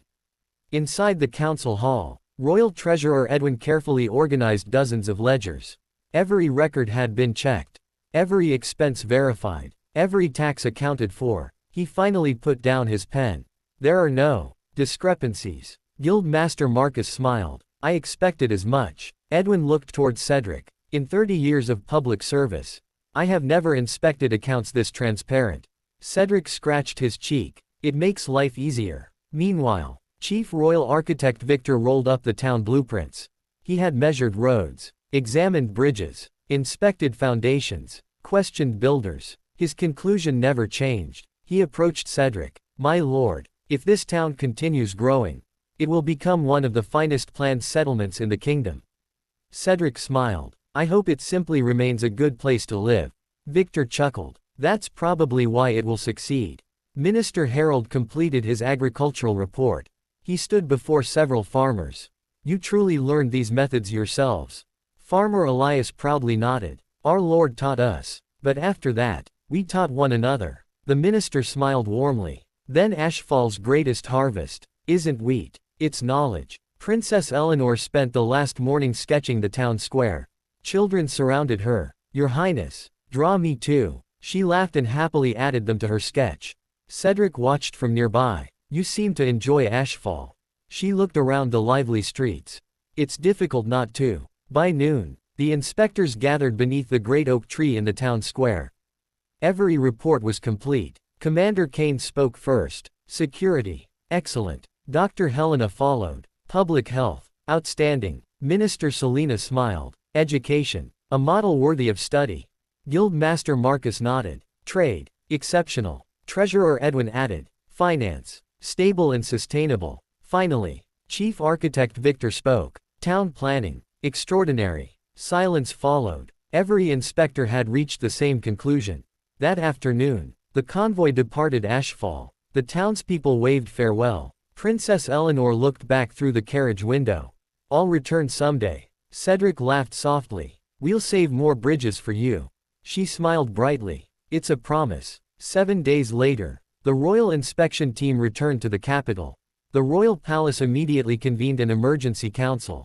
Every influential noble attended. The atmosphere was tense. The jealous nobles sat confidently. Surely, the inspectors had discovered flaws. Surely, Ashfall's reputation would crumble. King Aldrich entered the Grand Assembly Hall. You may begin. Treasurer Edwin stepped forward. Your Majesty, the financial records are accurate. Murmurs spread. Minister Harold continued. The agricultural reports are accurate. More whispers. Dr. Helena, the clinic exceeds expectations. Chief Architect Victor, the infrastructure exceeds royal standards. Guildmaster Marcus, the marketplace is among the most trustworthy I have ever inspected. One by one, every report confirmed the same thing. Nothing had been exaggerated. If anything, the original reports had understated Ashfall's achievements. The Marquis who had questioned Cedric stood abruptly. This is impossible. Victor calmly replied. I measured every road myself. Edwin added. I verified every coin. Harold nodded. I walked every field. Marcus smiled. I traded in every market. There is no deception. The hall became silent. Princess Eleanor stepped forward carrying her sketchbook. She placed one final drawing before the king. It showed Ashfall at sunset. Children playing, merchants laughing, farmers returning home. She quietly said, "Your Majesty, this town isn't successful because of its buildings. It's successful because its people believe tomorrow will be better." The king studied the drawing for a long moment.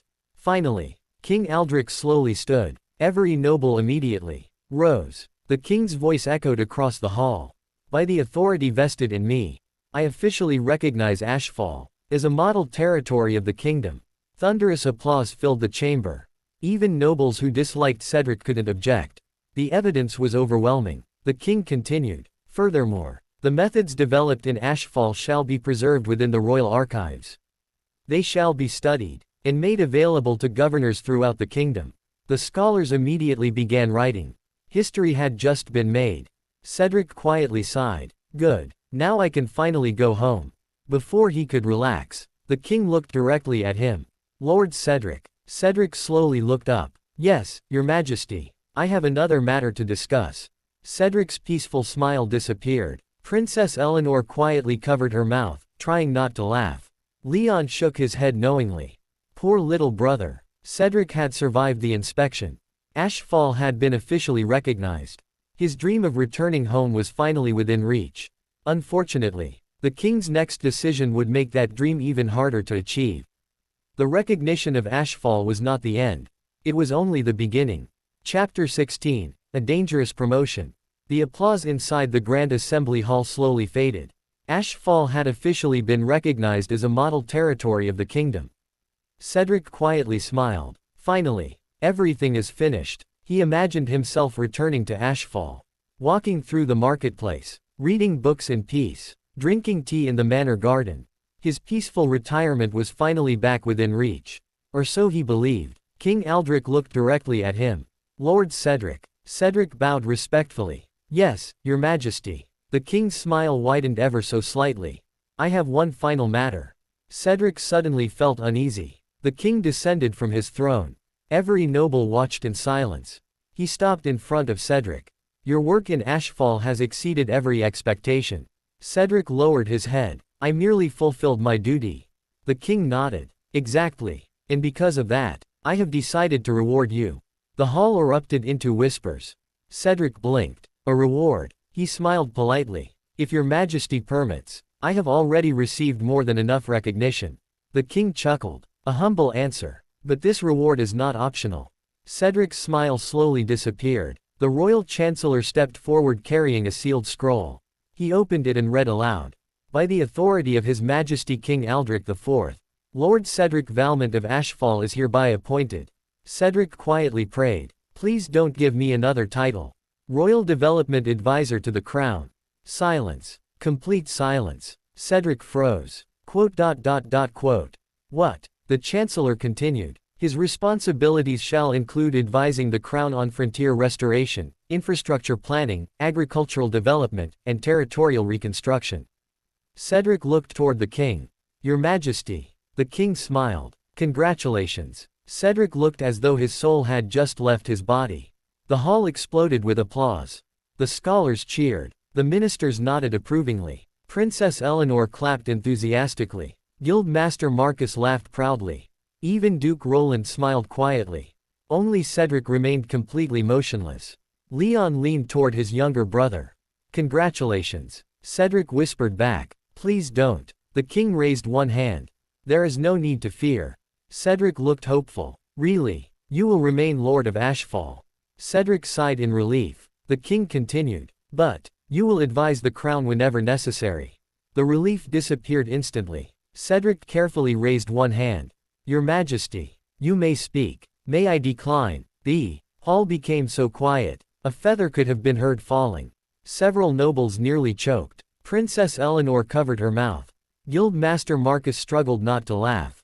The king simply smiled. "No." The entire hall burst into laughter.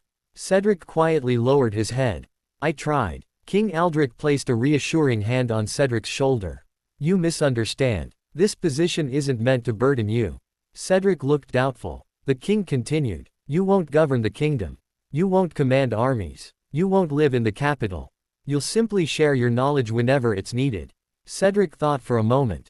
Mostly from Ashfall. The king nodded. Mostly. Cedric sighed. I suppose that's acceptable. Princess Eleanor smiled knowingly. He's negotiating his workload. The royal chancellor presented Cedric with a beautifully crafted silver insignia. Its design showed a road stretching toward a rising sun. The crest of royal development. Cedric accepted it respectfully. I'll do my best. The king smiled. I know. Later that afternoon, several young officials surrounded Cedric. My lord, could you recommend books on administration? Would you review my irrigation proposal? What is the proper size for a town square? Cedric patiently answered each question. Leon watched from nearby. You've become popular with bureaucrats. Cedric sighed. I wanted to be popular with books. That evening, Cedric packed his luggage once again. This time, for real. Alfred smiled. We're finally going home. Cedric nodded happily. Tomorrow. He carefully placed the royal development insignia inside a drawer. I'll wear it only when absolutely necessary. Before sunrise, Princess Eleanor arrived carrying a wooden box. A farewell gift. Cedric opened it. Inside were beautifully crafted measuring tools. A brass compass. A folding ruler. A surveying instrument. The princess smiled. For your future projects. Cedric looked genuinely touched. I'll treasure them. She smiled. And, when you build your next bridge, send me the plans. Cedric laughed softly. I promise. Outside the palace, the royal carriage waited. Cedric took one final look at the capital. He had survived. The succession politics. The jealous nobles. The royal inspection. The endless meetings. He smiled. Home. I'm finally going home. As the carriage rolled through the palace gates, King Aldrich watched from a balcony. The chancellor quietly approached. Your Majesty. Was appointing him truly necessary? The king looked toward the distant road. Very. He smiled faintly. Because the kingdom doesn't need another politician. It needs someone who remembers that roads exist for people. Far below, Cedric's carriage disappeared into the horizon. He believed the hardest part was finally over. He couldn't have been more mistaken. Because somewhere beyond Ashfall, dozens of forgotten wastelands still waited.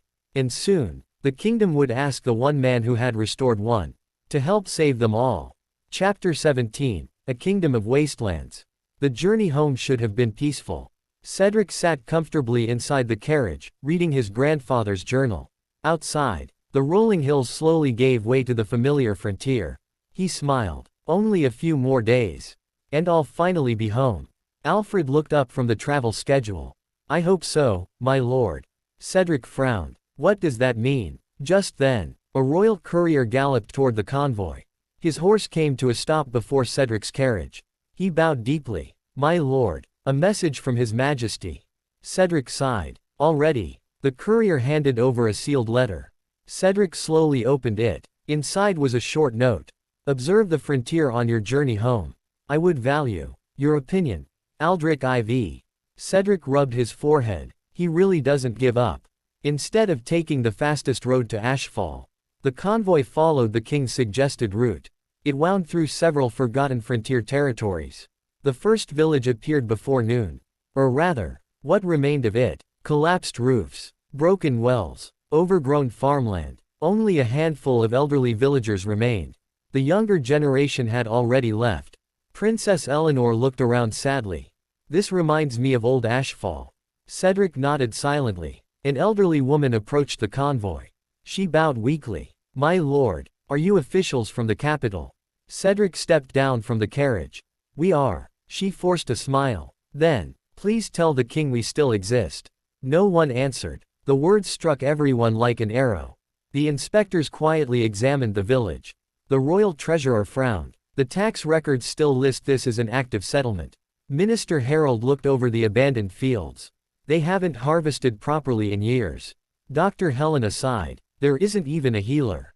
General Kane noticed the crumbling watchtower. They can't defend themselves either. Cedric remained silent. As they continued, the second village was little better. The roads had disappeared beneath weeds. The irrigation canals had dried up. The market square stood empty. A small child watched the convoy from a broken doorway. Princess Eleanor knelt before him. Where are your parents? The boy lowered his head. They went to the city. They said they'd come back. They never did. Silence followed. That evening, the convoy camped beside a quiet river. Around the campfire, no one spoke for a long time. Finally, Guild Master Marcus broke the silence. I understand now. Cedric looked up. What? Ashfall isn't normal. Cedric smiled faintly. I know. Marcus shook his head. No, I mean, we've accepted places like these as inevitable. He gestured toward the abandoned villages behind them. You didn't. The next morning, the convoy passed a third territory. This one was larger. Once, it had probably been a thriving town. Now, its walls were cracked. The gates hung from broken hinges. Trees grew through abandoned houses. The town square had become a field of wild grass. Chief Architect Victor whispered, "This was once beautiful." Cedric nodded. "It can be beautiful again." Victor looked at him. "You still believe that?" Cedric smiled. "I've seen it happen." They stopped beside an old stone well. Cedric knelt and examined it. "It isn't beyond repair." Minister Harold looked surprised. "You can tell." Cedric pointed calmly. "The foundation is still solid. The bucket mechanism is broken. The stones only need reinforcing." He stood and looked across the abandoned town. "The roads can be cleared. The canals reopened. The farmland restored." Princess Eleanor smiled. "You've already started planning." Cedric scratched his cheek. "It's a bad habit." By the fifth day, the convoy had passed 6 abandoned territories. Each one had a different story. A drought, bandit attacks, poor leadership, failed harvests, disease, isolation, different causes. The same ending, forgotten people, forgotten land. That evening, the king's letter suddenly made perfect sense. Cedric quietly unfolded the kingdom map. Small red marks covered the frontier. Princess Eleanor looked over his shoulder. "How many?" Cedric counted silently. 32. She blinked. 32 abandoned territories. Cedric nodded. "And that's only the official record." The inspectors gathered around the map. No one argued anymore. No one doubted Ashfall. Instead, they stared at the kingdom itself. Guild Master Marcus spoke softly. "We've spent generations building the capital, while forgetting the frontier." General Kane nodded. "And now we're paying the price." As sunset painted the sky crimson, the convoy reached the final hill before Ashfall. In the distance, smoke rose peacefully above the town. The stone roads gleamed beneath the evening light. Children's laughter carried on the wind. Cedric smiled warmly. Home. Then, he looked back toward the forgotten lands behind them. His smile slowly faded. Ashfall was never the only wasteland. It was simply the first one I found. For the first time, Cedric truly understood why the king had appointed him. It wasn't because Ashfall had become prosperous. It was because there were countless other places still waiting for someone to believe in them. Far away, King Aldrich stood before the great map of the kingdom. His finger rested upon the frontier. He smiled quietly. "Now you understand why I couldn't let you retire." The future of one town had already been secured. The future of an entire kingdom was only beginning. Chapter 18, Homecoming. The morning mist drifted gently across the valley. The convoy climbed the final hill overlooking Ashfall. Below them, the town bustled with life. Stone roads shimmered beneath the morning sun.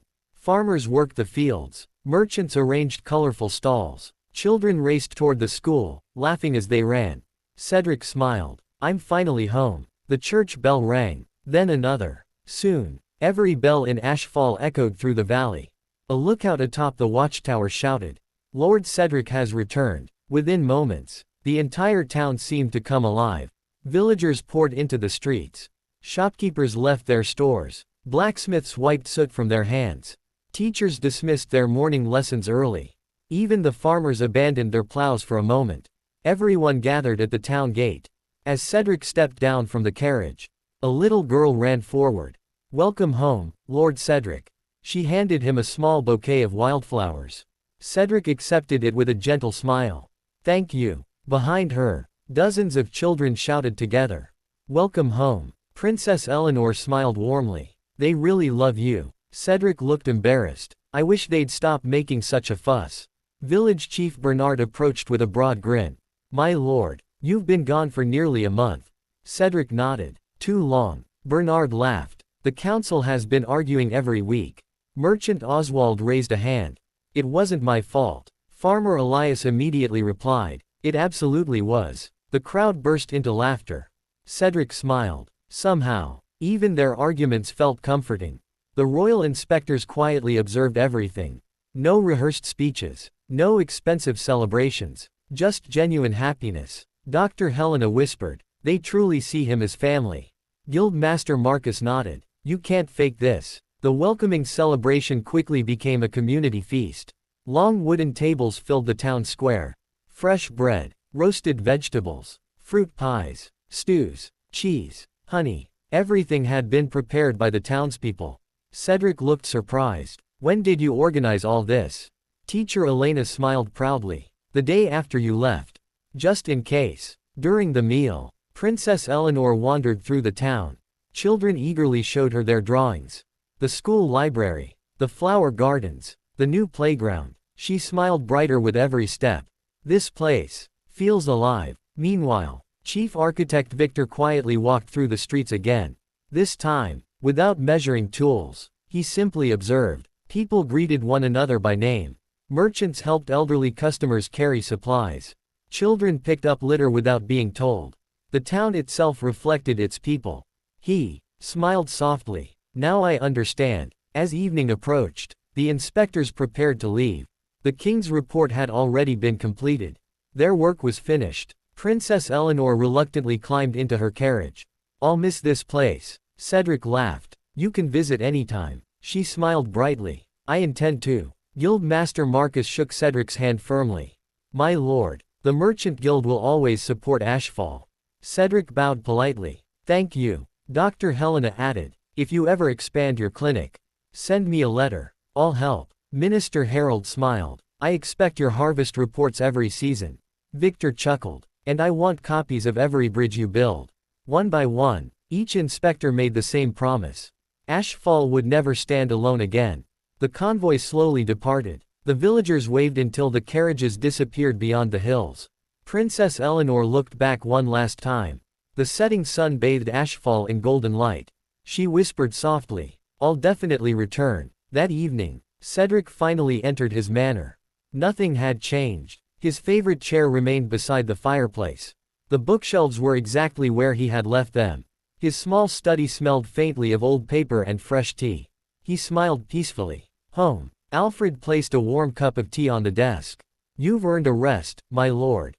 Cedric nodded happily. "For at least a week." He sat down, opened his notebook, and crossed out one long-standing goal.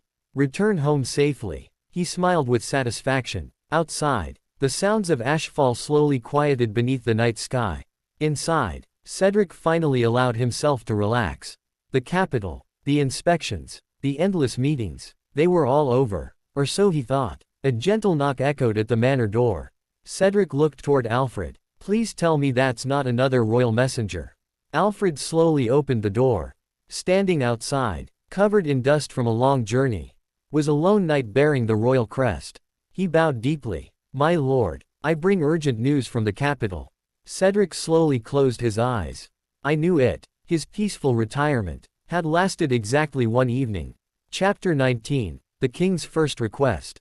The royal knight remained standing at the manor entrance. His armor was still covered in dust from the long journey. Cedric looked at him. "Please don't tell me the capital is on fire." The knight blinked. "It isn't, my lord." Cedric sighed in relief. "Good." The knight presented a sealed letter bearing the royal crest. Cedric carefully broke the wax seal. Inside, only a single page. To Lord Cedric Valmont, Royal Development Advisor. Cedric quietly frowned. "I'm still not used to that title." He continued reading. "I have a request, not an order." That caught his attention. The king had specifically written, "A request." The letter continued. "West of Ashfall lies the abandoned territory of Greyhaven. For 23 years, every appointed lord has failed. If you are willing, I ask only that you visit and tell me whether it can still be saved."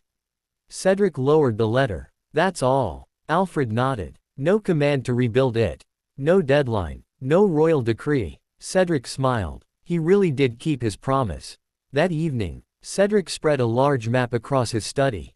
Greyhaven lay only 3 days west of Ashfall. Once, it had been a prosperous mining town. Now, it was marked in faded ink. Abandoned. Village Chief Bernard entered the room. "I've heard stories about Greyhaven. Cedric looked up. What kind? Bernard sighed. They say the mines ran dry. The merchants stopped coming. The people slowly left. No one has lived there in years. Merchant Oswald studied the map.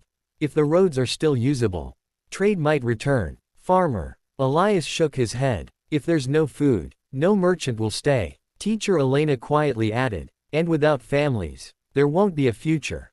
Everyone looked toward Cedric. He smiled. I haven't even visited yet. The next morning, Cedric rode west with a small group. Only Alfred, Captain Gareth, Merchant Oswald, Princess Eleanor had remained in the capital, though she had sent a note. Bring back sketches. Cedric laughed softly. I expected nothing less. The journey took them through forests and hills. Along the way, they passed small farming hamlets.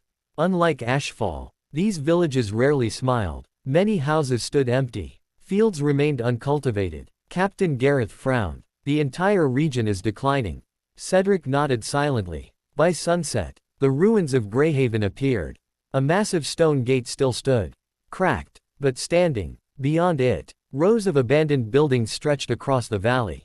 A dried fountain occupied the town square. The old mine entrance loomed against the mountainside. The wind carried only silence. Merchant Oswald whispered, "It feels lonely." Cedric slowly walked through the empty streets. His boots echoed against the old stones. He stopped beside the dry fountain. Knelt, touched the cracked stone, then smiled faintly. It isn't hopeless. Everyone looked at him. Captain Gareth blinked. You're serious? Cedric nodded. The buildings can be repaired. The roads still exist. The well can be restored. Merchant Oswald looked toward the abandoned mine. But the mine? Cedric smiled. Who said Greyhaven needs to survive because of the mine? Silence. They climbed a nearby hill overlooking the valley. Cedric unfolded his notebook. Instead of writing about mining, he wrote something else. Greyhaven. Beautiful valley. Fresh mountain river nearby. Strong stone buildings. Existing roads. Excellent climate. Alfred looked over his shoulder. My lord, you haven't written anything about the mine. Cedric smiled. Because everyone else already did. He looked toward the sunset bathing Greyhaven in gold. They all tried to save the past. He quietly closed the notebook. I want to build its future. Captain Gareth slowly smiled. Merchant Oswald laughed. I've heard that tone before. Alfred nodded knowingly. It means he's already making plans. Cedric looked embarrassed. I only came here to inspect. No one believed him. Far away, inside the royal palace, King Aldrich stood before a large map. The royal chancellor approached quietly. Your Majesty, do you think he'll accept? The king smiled faintly. I didn't ask him to rebuild Greyhaven. He looked toward the western frontier. I only asked him whether it could still be saved. The chancellor nodded. And the king chuckled. I already know his answer. As night fell, Cedric remained seated on the hill overlooking Greyhaven. The abandoned town below seemed lifeless. Forgotten. Broken. Exactly as Ashfall once had been. He smiled to himself. One visit. That's all this was supposed to be. But deep inside, he already knew. He wasn't looking at ruins anymore. He was looking at possibilities. And somewhere beyond the silent streets, the future of Greyhaven had quietly begun. Chapter 20, The Beginning of Greyhaven. The first rays of dawn illuminated the silent ruins of Greyhaven. Cedric stood atop the old town wall, quietly observing the abandoned settlement below. For a long time, no one spoke. The wind carried only the sound of rustling grass through empty streets. Finally, Alfred broke the silence. My lord, what are you thinking? Cedric smiled faintly. I'm thinking that this town has been waiting a very long time. The group descended into the town square. The dried fountain stood at its center. Captain Gareth looked around cautiously. There isn't a single resident. Merchant Oswald shook his head. No merchant would stop here. Village Chief Bernard, who had joined the expedition that morning, sighed. They all gave up. Cedric knelt beside the cracked fountain. He brushed away years of dust. Then quietly smiled. The stone is still good. Captain Gareth laughed. You always start with the wells. Cedric stood. Water is where people begin. He turned toward the others. If we restore the water, we can restore hope. The group split up to inspect the town. Alfred checked the remaining buildings. Captain Gareth surveyed the walls. Merchant Oswald examined the old warehouses.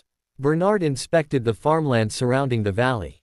Cedric simply walked. He touched old stone walls, opened abandoned doors, looked through broken windows. He imagined children laughing in the empty streets, merchants calling out prices in the silent market, smoke rising once again from cold chimneys. To everyone else, they were ruins. To Cedric, they were possibilities. By noon, everyone returned to the town square. Captain Gareth reported first. The walls need repairs, but the foundations are solid. Merchant Oswald nodded. The warehouses can still be used.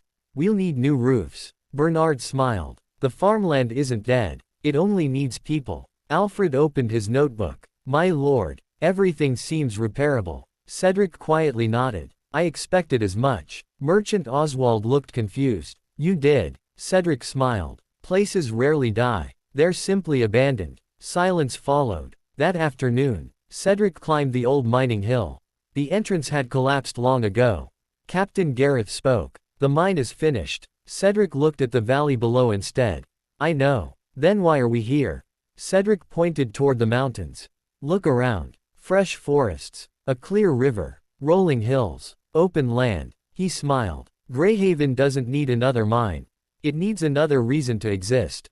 Merchant Oswald suddenly understood. Trade. Bernard smiled. Farming. Captain Gareth nodded. Security. Alfred added quietly. Families. Cedric smiled. Exactly. As evening approached, Cedric gathered everyone inside the old town hall. Dust covered every table. Broken chairs lay scattered across the room. He carefully unrolled a fresh piece of parchment. Across the top he wrote one title.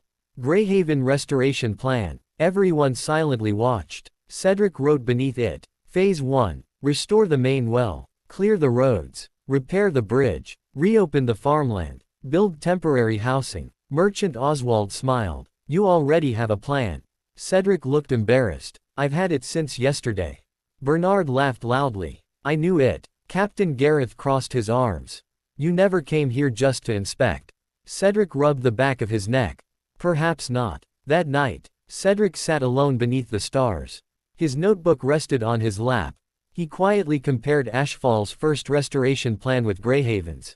Different places, different problems, different future. Yet, the first step remained exactly the same. Find the next problem, solve it, then repeat. Far away, inside the royal palace, King Aldrich received Cedric's short report.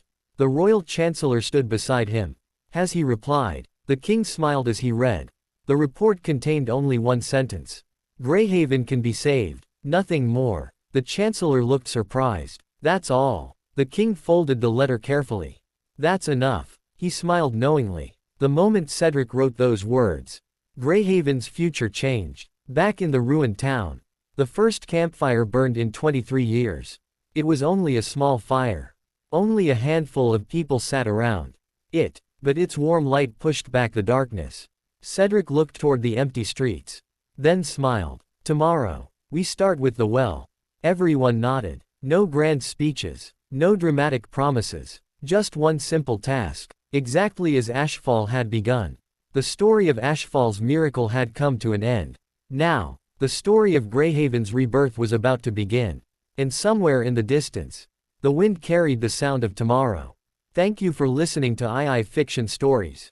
Please like, comment, share and subscribe. See you next time.